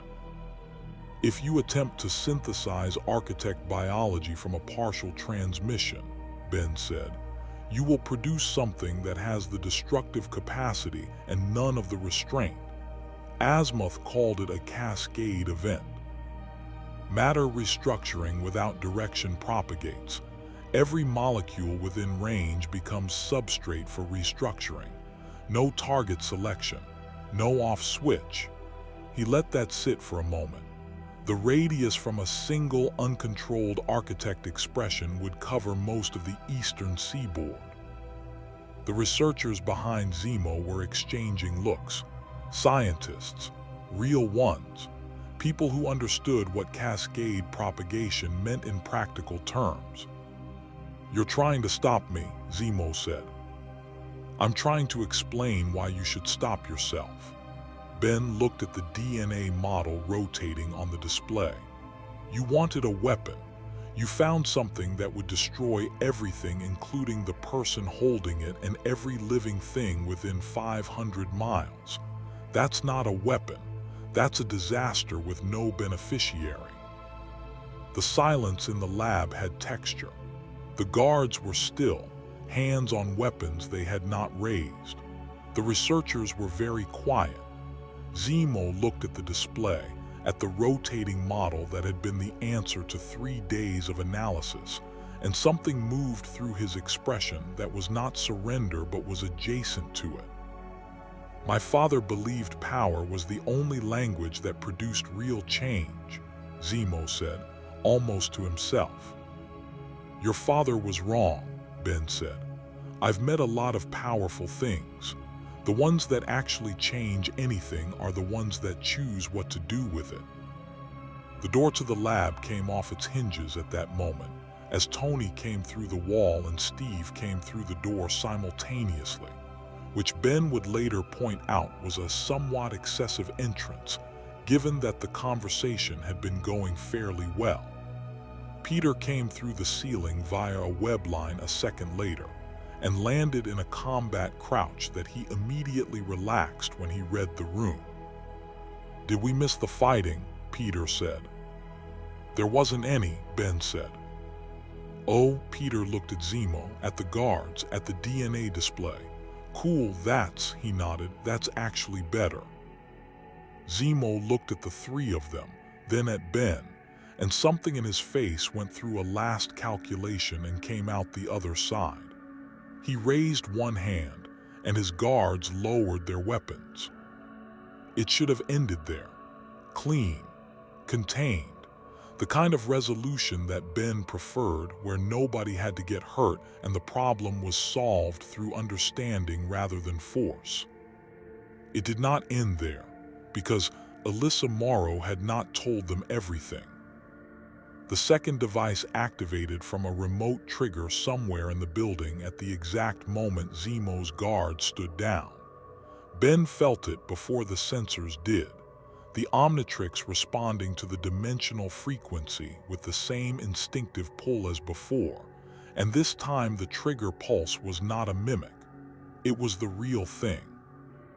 A genuine null-void resonance frequency that Morrow had apparently reconstructed from first principles during the 3 days she had been awake, using the partial broadcast data and her own extraordinary understanding of dimensional physics.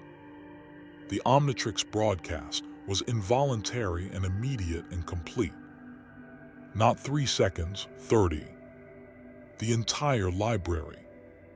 Ben dropped to one knee as the broadcast hit him. Not painfully but overwhelmingly, the sensation of the Omnitrix transmitting everything it had ever stored simultaneously, every species, every genetic blueprint, every notation, every personal annotation from Azimuth that Ben hadn't even known was in there. The device ran hot on his wrist, hotter than he had ever felt it, and the green light it threw was not the normal warm green but something white-edged and total. "Ben," Peter was beside him instantly. "I'm okay," Ben said through his teeth. The device is okay. It's just, he looked at the Omnitrix, it's broadcasting everything. Can you stop it? Manual override isn't working. It's a genuine null void signal. The Omnitrix thinks it's being called home. He pressed his palm over the faceplate and pushed, felt the mechanism resist, pushed harder. Come on, come on. Tony was scanning the building for the second device. Steve had Zemo. The guards had scattered when the light started. Peter was crouched beside Ben with one hand on his shoulder, the physical contact that communicates I am here without requiring anything else. The Omnitrix burned, and then it did something it had never done before. The faceplate opened fully, not for transformation, but for transmission, and the display cycled through every silhouette in the library one by one, each one glowing with its specific signature. And when it reached the architect entry, it stopped. The silhouette hung in the air between Ben and the white light of the broadcast, rotating, and the Omnitrix made a sound Ben had heard once before in Azimuth's lab, the sound of a lock considering whether to open. Azimuth had told him about this.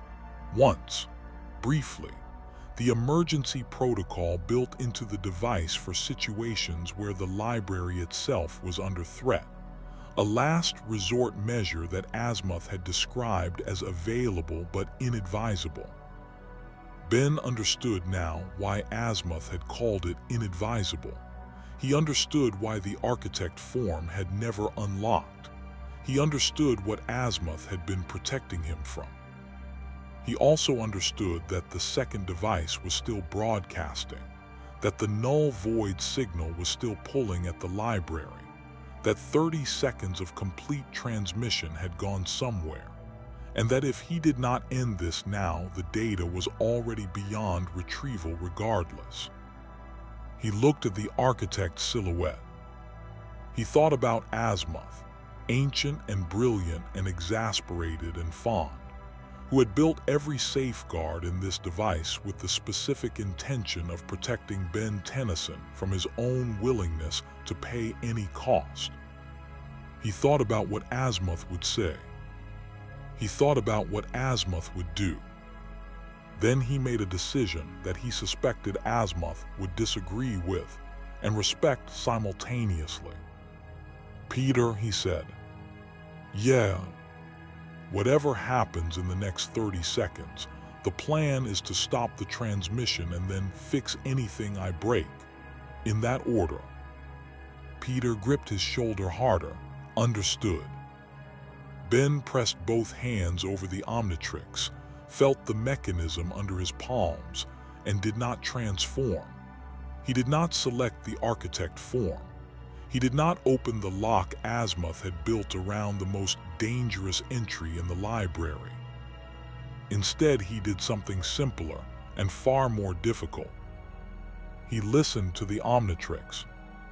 He had been the wielder for 5 years, and he had used it as a tool, as an advantage, as an emergency measure, as a last resort, and as an expression of who he was. He had never simply listened to it, had never simply sat with the weight of what the device was, what it carried, what it meant that he was the one carrying it. 5 years of running and fighting and transforming, and he had never once been still enough to hear what Azimuth's greatest work was actually saying. It was saying, in the language of frequency and light and 5 years of accumulated resonance between device and wielder, I know where home is. I have always known. I was waiting for you to stop long enough to hear it. Ben closed his eyes. He stopped. The Omnitrix went silent, not offline, silent. The broadcast ceased. The transmission ended.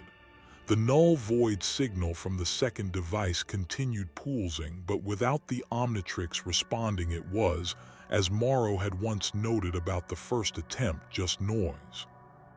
The white light faded. The lab went green and then dark and then normally lit. Ben opened his eyes. Peter was staring at him. Tony had found the second device and was holding it up, deactivated, the expression on his face behind the open faceplate, the one he wore when something had happened that he needed substantially more time to understand. Steve had Zemo restrained and was watching Ben with the expression of someone who was cataloging what they had just witnessed and would be thinking about it for a long time. "The broadcast stopped," Friday said through Tony's suit. "Total transmission time, 31 seconds. Destination of transmission, unknown. The signal went somewhere, boss, but I can't trace where." Ben stood up. His wrist was warm. The Omnitrix was running its standby glow, steady and green and quiet. He looked at it for a moment. "The null void received it," he said. "The Omnitrix sent the library back to the dimension it came from. Not to HYDRA, not to any receiver here." He flexed his fingers. "Azimuth built a return protocol. If the library was ever at risk of being fully captured, the device could transmit a full copy back to the null void's archive system." He looked at Tony. "HYDRA got 31 seconds of transmission noise addressed to a dimension they can't access." Tony stared at him. "The device protected itself." "Azimuth protected it 30 years ago. He just didn't tell me because he knew I'd worry about it." Ben felt something that might have been exasperation and might have been profound admiration, and was definitely both. Smartest being in 3 galaxies. "I would very much like to meet this person," Reed Richards said from the doorway, where he had arrived approximately 40 seconds too late and was assessing the situation with visible scientific frustration at having missed the interesting part. Zemo was very still in Steve's grip.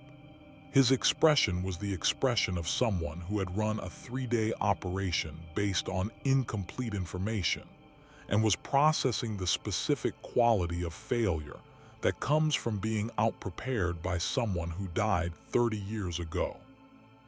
"You knew," Zemo said to Ben, "the return protocol." "I didn't," Ben said. "I listened." He looked at Zemo steadily. "Your father believed power was the only real language.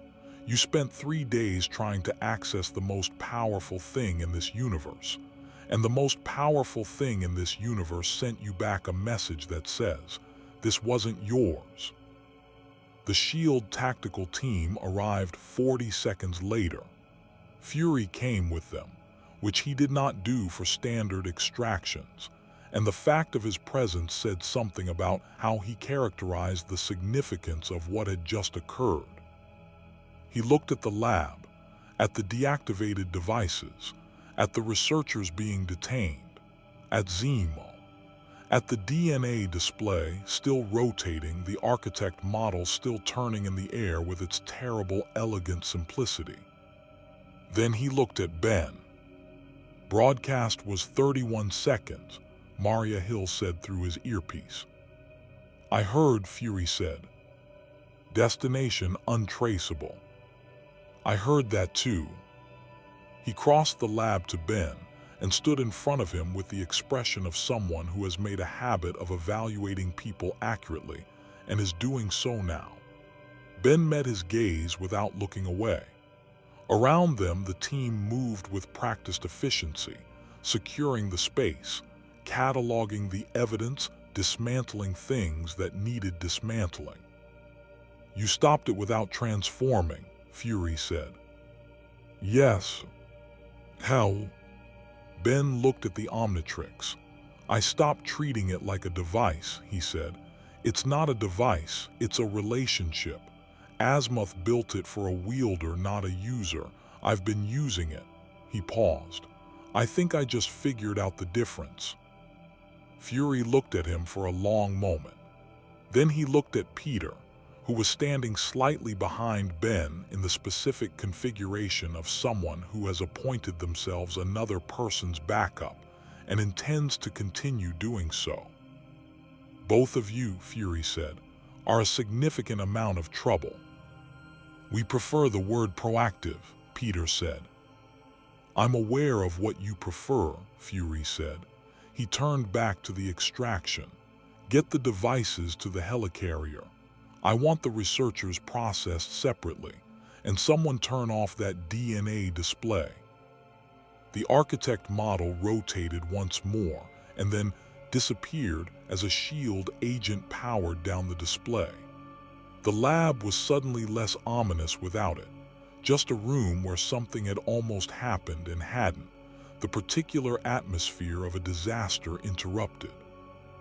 Ben stood in the middle of it, Omnitrix warm on his wrist, and thought about 31 seconds of transmission, and a return protocol that Azimuth had built and never mentioned, and a universe that had been, for 6 days, as interesting as any he had ever landed in. Outside, the city was beginning to go about its morning. Brooklyn in November, pale light on the water, the smell of coffee and the sound of traffic, and all the extraordinary, ordinary life that cities made when nobody was trying to end them. Ben walked to the door and stood in it and looked at it for a moment. Peter appeared beside him. Azimuth's going to have a lot of opinions about all of this when you get home, Peter said. Yeah, Ben said, I'm going to let him. He looked at the sky, pale and clear, the kind of sky that follows a storm that has passed. He earned them. The debrief lasted 6 hours. Ben had been through debriefs before. Grandpa Max ran thorough ones, the kind that covered every decision point and extracted every lesson with the patient precision of someone who had been doing this long enough to know that the lessons you skipped were the ones that came back as problems. The plumbers ran institutional ones, formal and documented, filed in databases that existed in 17 different dimensional archives. But SHIELD debriefs operated on a different philosophy, less interested in what you learned and more interested in what you knew. And the distinction mattered in ways Ben was still processing when the 6th hour ended, and Fury finally closed his folder and looked at the table. The Prometheus Solutions data is being assessed, Fury said. Zemo and his core team are in custody. The dimensional devices are being disassembled under Reed Richards' supervision, which he agreed to with an enthusiasm I found professionally concerning. He looked at Ben. The partial broadcast data that HYDRA's receivers captured before the return protocol activated has been analyzed. Ben looked up. It's noise, Fury said. 31 seconds of null void dimensional frequency with no biological data attached. The return protocol didn't just redirect the library. It stripped the transmission of usable content before it left the Omnitrix. He paused. Whatever Azimuth built into that device, it was thorough. He's thorough about everything, Ben said. The architect's entry, Sharon Carter said from the end of the table. We'd like to understand more about what that form would have done, not for acquisition, for threat modeling. I'll tell you what I know, Ben said, which is less than Azimuth's documentation, but I'll tell you what I know. He did. It took 40 minutes.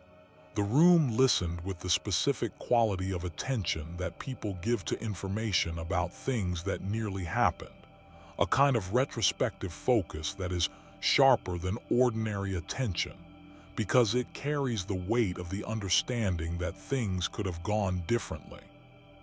When he finished, Steve Rogers said, "The fact that you didn't transform, that you chose not to use it even in an emergency, that matters." It wasn't a choice not to use it, Ben said carefully. It was a choice to use it differently. He looked at the Omnitrix. Azimuth didn't build it to be a last resort. He built it to be the right tool at the right moment. The right tool in that moment was the return protocol, not a transformation. I just had to stop long enough to figure that out. That's still a choice, Steve said, and it was the right one.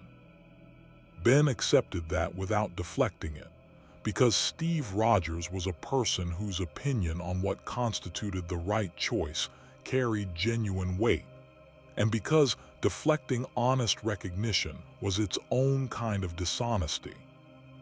The debrief ended with two items that would shape the week that followed. The first was Bruce's announcement that the dimensional model was ready for a full test sequence.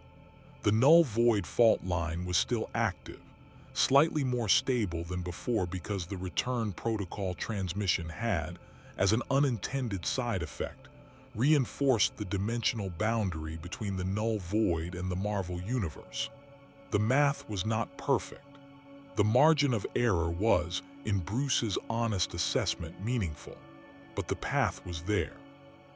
2 days, Bruce said, to run the calibration sequence and build the triggering apparatus. Then we attempt the breach. Ben nodded. 2 days. He had been here 8 days already.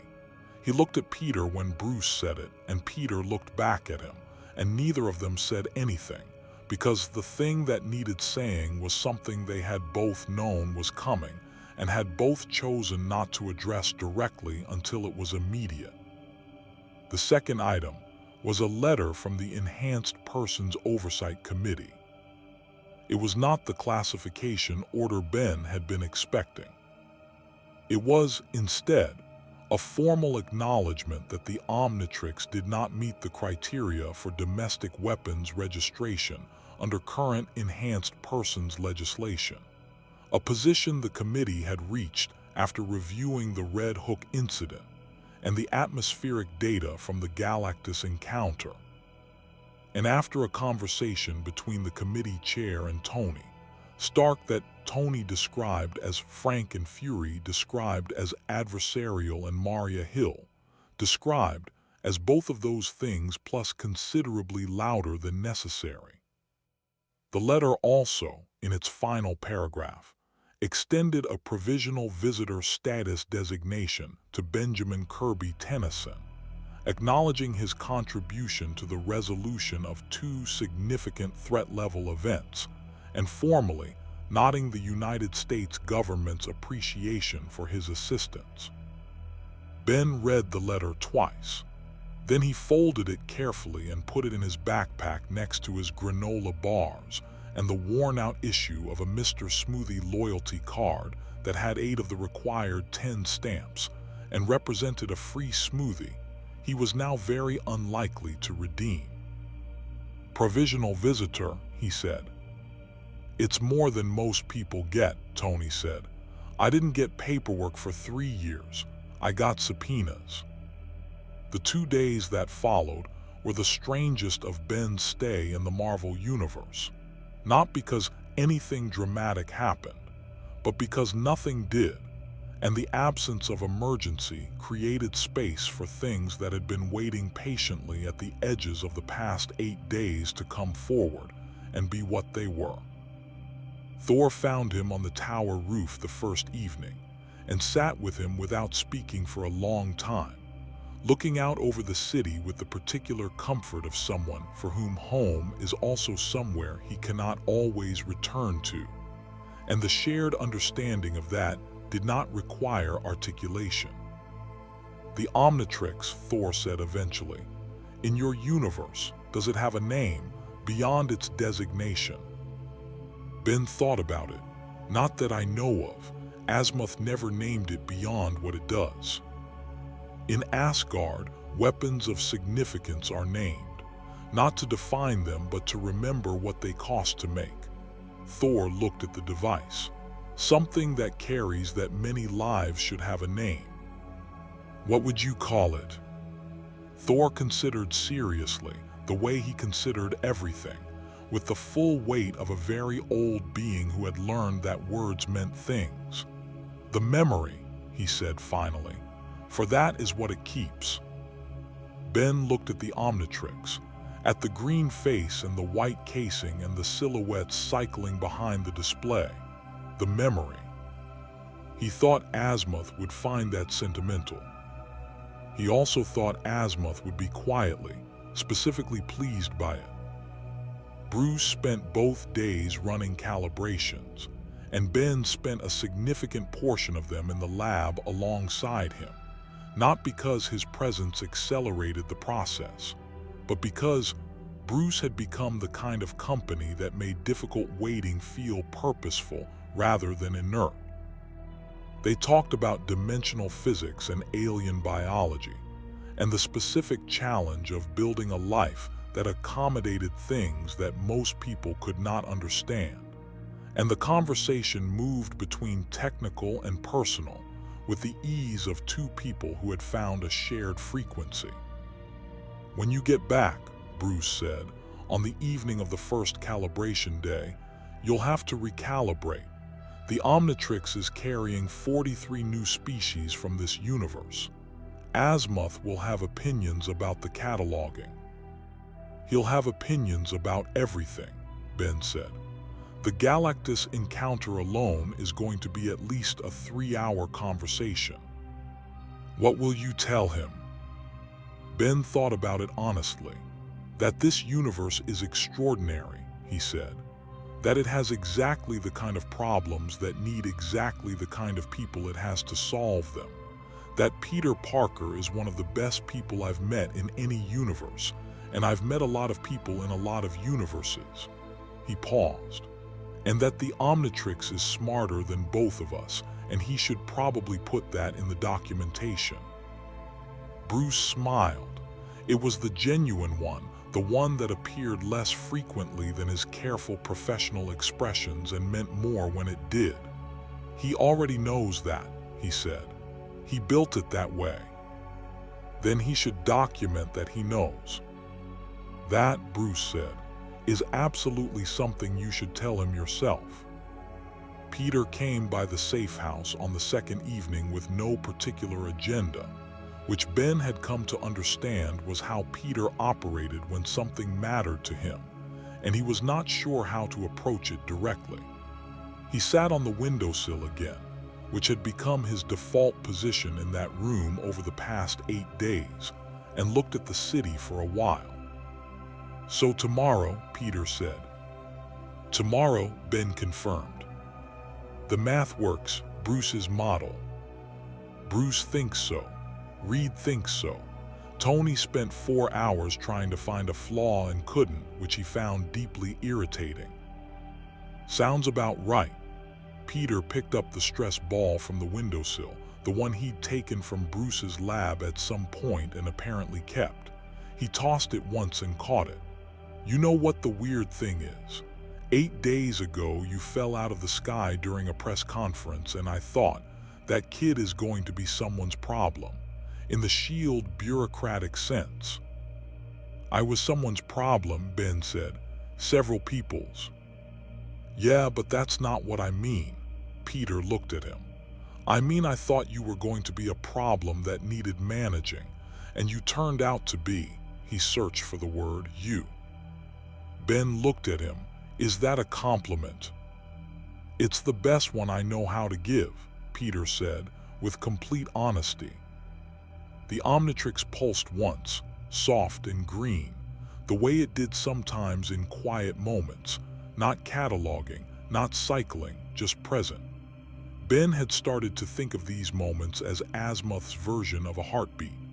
The device alive in the way that things built with genuine care were alive, not biologically but essentially. "In my universe," Ben said, "you're a comic book character. My cousin Gwen has every issue." "You mentioned that."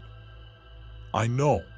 I just wanted to say it again, because she's going to ask me about it, and I'm going to have to explain that the real version is better than the comic, and she's not going to believe me, and I'd like you to know that I will be very specific in my description of why." Peter was quiet for a moment. Then he said, "Tell her I said hi." "She'll lose her mind." "I know," he almost smiled. "Tell her anyway." The breach attempt was scheduled for 8 in the morning, at the dimensional fault point in Times Square, because the fault was geographically fixed and the calibration equipment needed to be positioned precisely, and because Fury had made the point that doing it in Times Square again meant existing security infrastructure and clear evacuation protocols. And because Ben had the private additional thought that it was right to leave from the same place he'd arrived. It had a shape to it that Azimuth would appreciate, though he would not admit to appreciating it. The team assembled at 7:30. All of them, Tony in the suit with the repulsors at standby, because Tony's default response to things he cared about was to be prepared to protect them. Steve in the uniform, because Steve understood ceremony. Thor with Mjolnir at his side, because Thor understood departure. Natasha and Clint flanking the perimeter with the alert stillness of people who were there in a professional capacity and had also personally decided to be there. Bruce at the equipment array, running the calibration sequence with quiet, focused competence. Reed Richards observing from a secondary position and taking notes that would be 17 pages long by the time he finished. Fury with his hands behind his back and his expression as unreadable as always and his presence completely deliberate. Peter in civilian clothes, standing closest to Ben. Times Square at 7:30 in the morning had the particular quality of a place that was itself, but had not yet become the day's version of itself. Delivery trucks and early commuters and the long shadows of November morning. The air cold and clean in the way it was sometimes clean after days of complexity. Ben stood at the fault point, which Bruce had marked with a calibration ring, and looked up at the space where the rift had opened 9 days ago. Clear sky, no trace of the breach. The universe, as always, had closed over the wound without a scar. Calibration complete, Bruce said from the equipment array. Dimensional resonance is stable. The fault is responsive. We can initiate on your signal. Ben looked at the team. At each face in turn, the way you look at things when you want to keep them accurately. Thor, he said. Thor inclined his head. Warrior. Tony. Don't break any other universes. Steve. Steve stepped forward and offered his hand. Ben shook it. Steve's grip was the grip of someone who meant it. It was an honor, Steve said. For me too, Ben said. He meant both things simultaneously, the honor of having been here and the honor of having met the man behind the legend. And Steve Rogers understood both meanings because he was Steve Rogers, and that was what he did. Ben looked at Fury. Fury looked back. You're a plumber, Fury said. I want that on record, inter-universal law enforcement, whatever that means for jurisdiction. It means if anything from my universe ends up in yours, you can call it in, Ben said. I'll try to leave a frequency. See that you do. Ben turned to Peter last. They stood looking at each other for a moment in the morning light of Times Square. Two 15-year-olds who had found each other by accident at the intersection of impossible circumstances and had built something real in 8 days that most people didn't manage in years.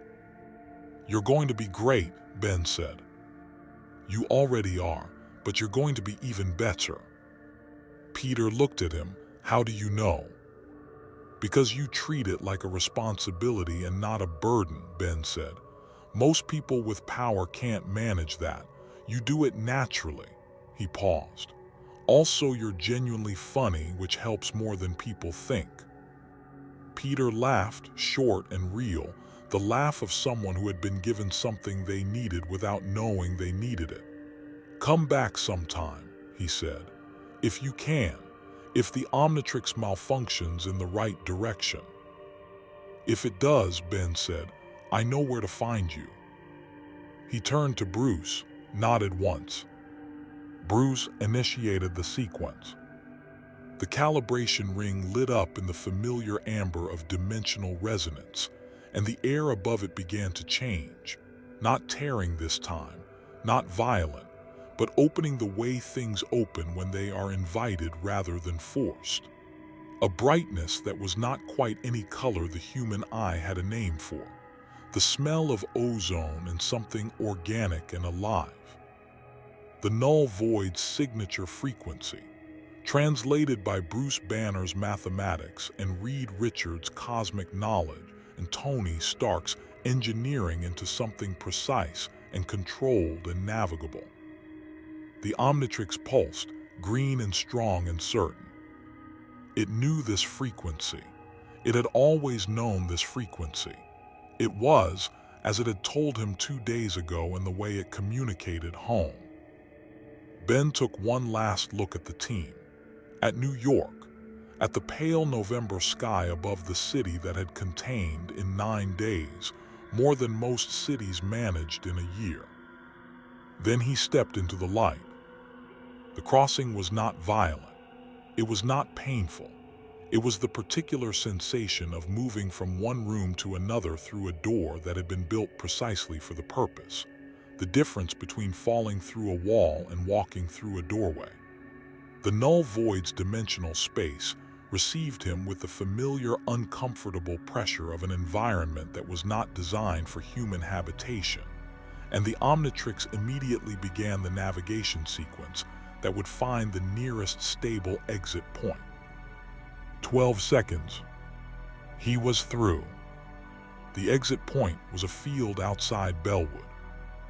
He knew it was Bellwood because of the water tower on the hill with the Bellwood Wolves logo on it, because of the specific quality of the morning light that he had grown up with, because of the smell of the air that was home in a way that nothing else was home. He stood in the field for a moment, grass cold through his shoes, and breathed. The Omnitrix displayed its catalog. 1,217 species, 43 of them new, all of them filed and preserved and alive in potential. The device was warm on his wrist with the warmth of something that had been working very hard and had done its work correctly. Ben pressed his palm over the faceplate, gently, the way you would put your hand on the shoulder of someone who had done something exceptional. "Good job," he said quietly. The Omnitrix pulsed once, green and steady. Above him, the sky was the wide Midwestern sky of November, enormous and uncomplicated, and somewhere in the direction of town his grandfather was probably having breakfast and listening to the plumber frequency, and not yet knowing that his grandson had been gone for 9 days or where he had been. Ben started walking toward town. His phone had signal. He dialed. Grandpa Max answered on the second ring. "Ben," Max said, with the particular inflection of someone who has been monitoring the situation and is very specifically not saying how worried he was. "Where have you been?" "Long story," Ben said. "I'll tell you everything, all of it." He paused.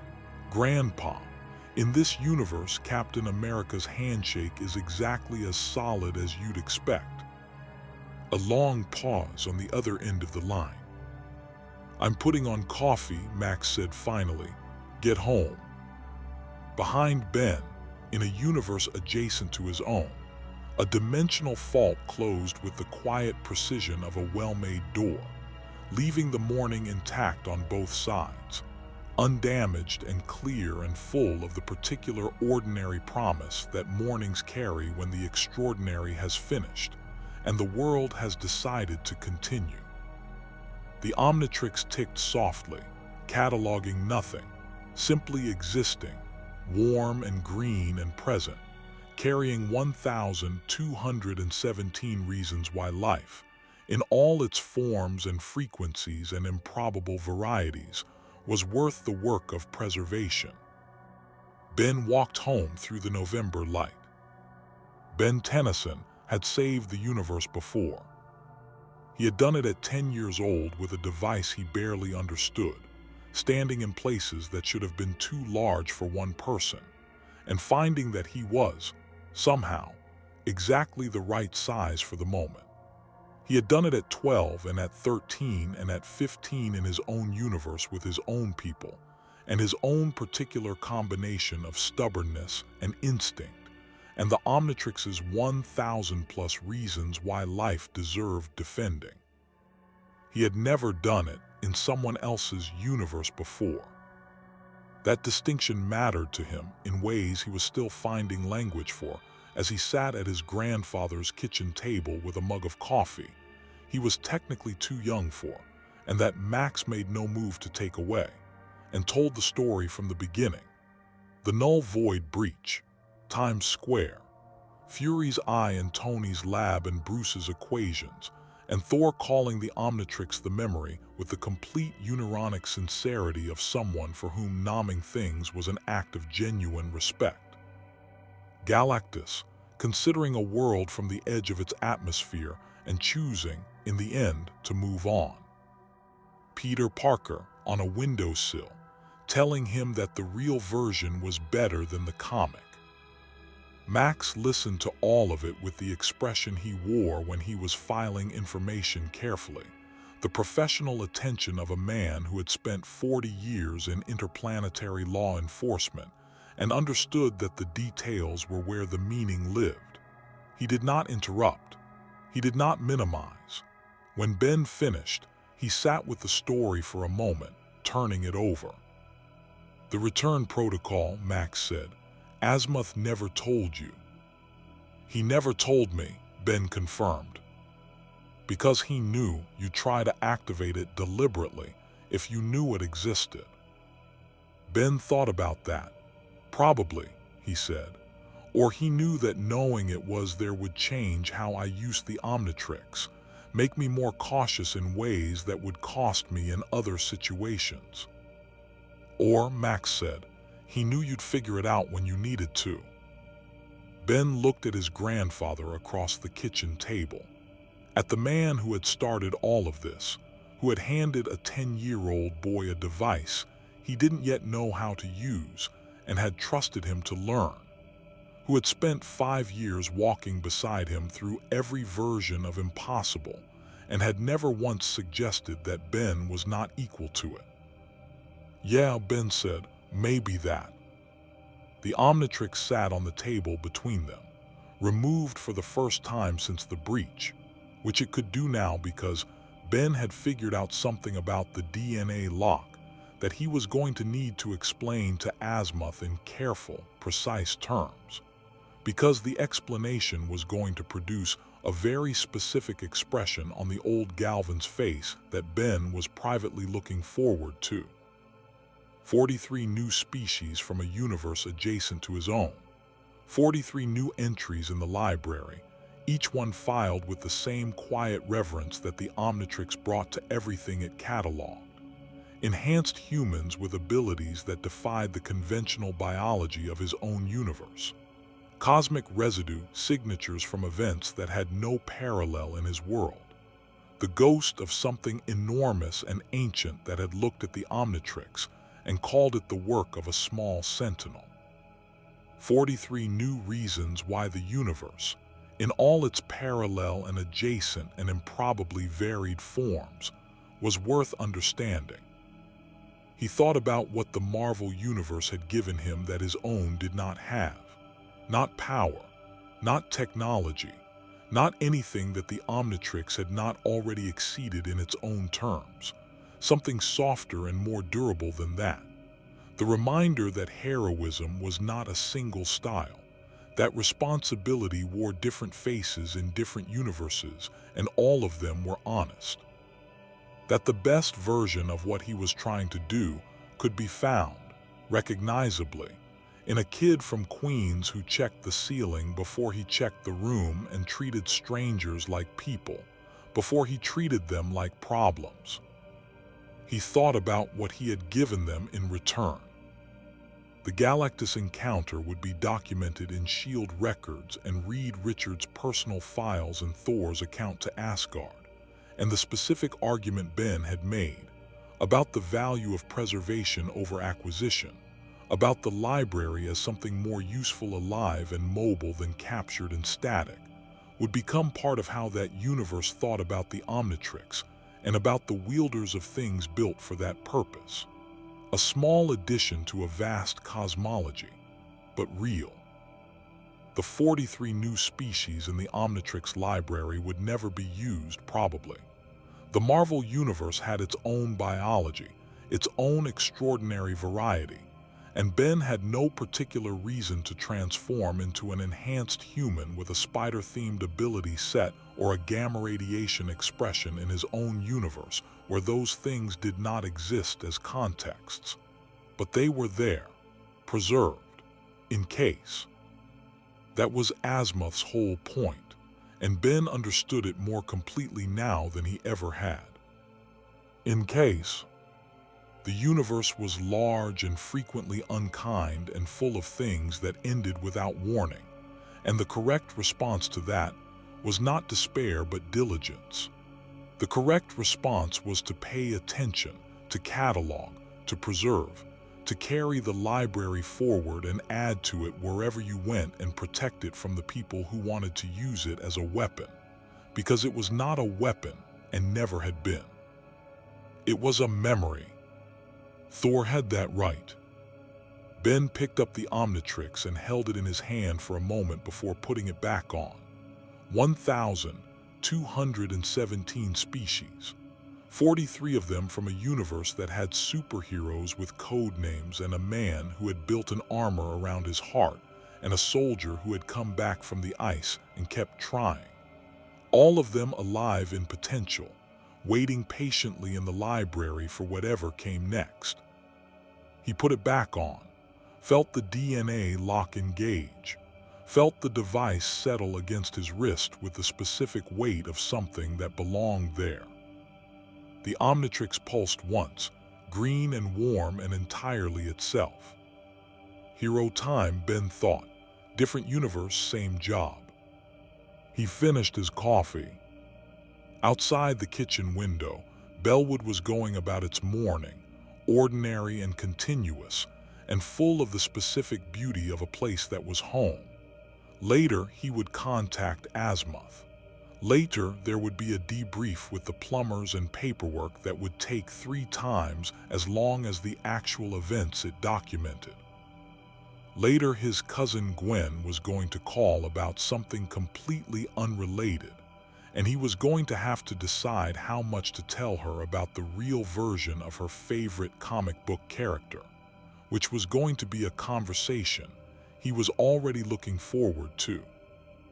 But for now, there was November light through a kitchen window, and a grandfather who had listened to the whole story, and a device on his wrist that was carrying, among other things, 43 new proofs that life found a way to be extraordinary regardless of which universe it happened in.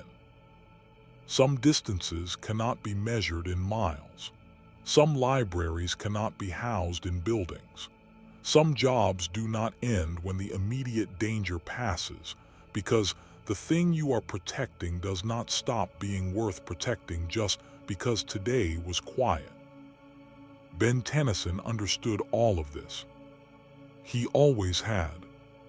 He just kept finding new universes that reminded him why it mattered. With great power and with the Omnitrix warm on his wrist, more stories await. The Omnitrix ticks on,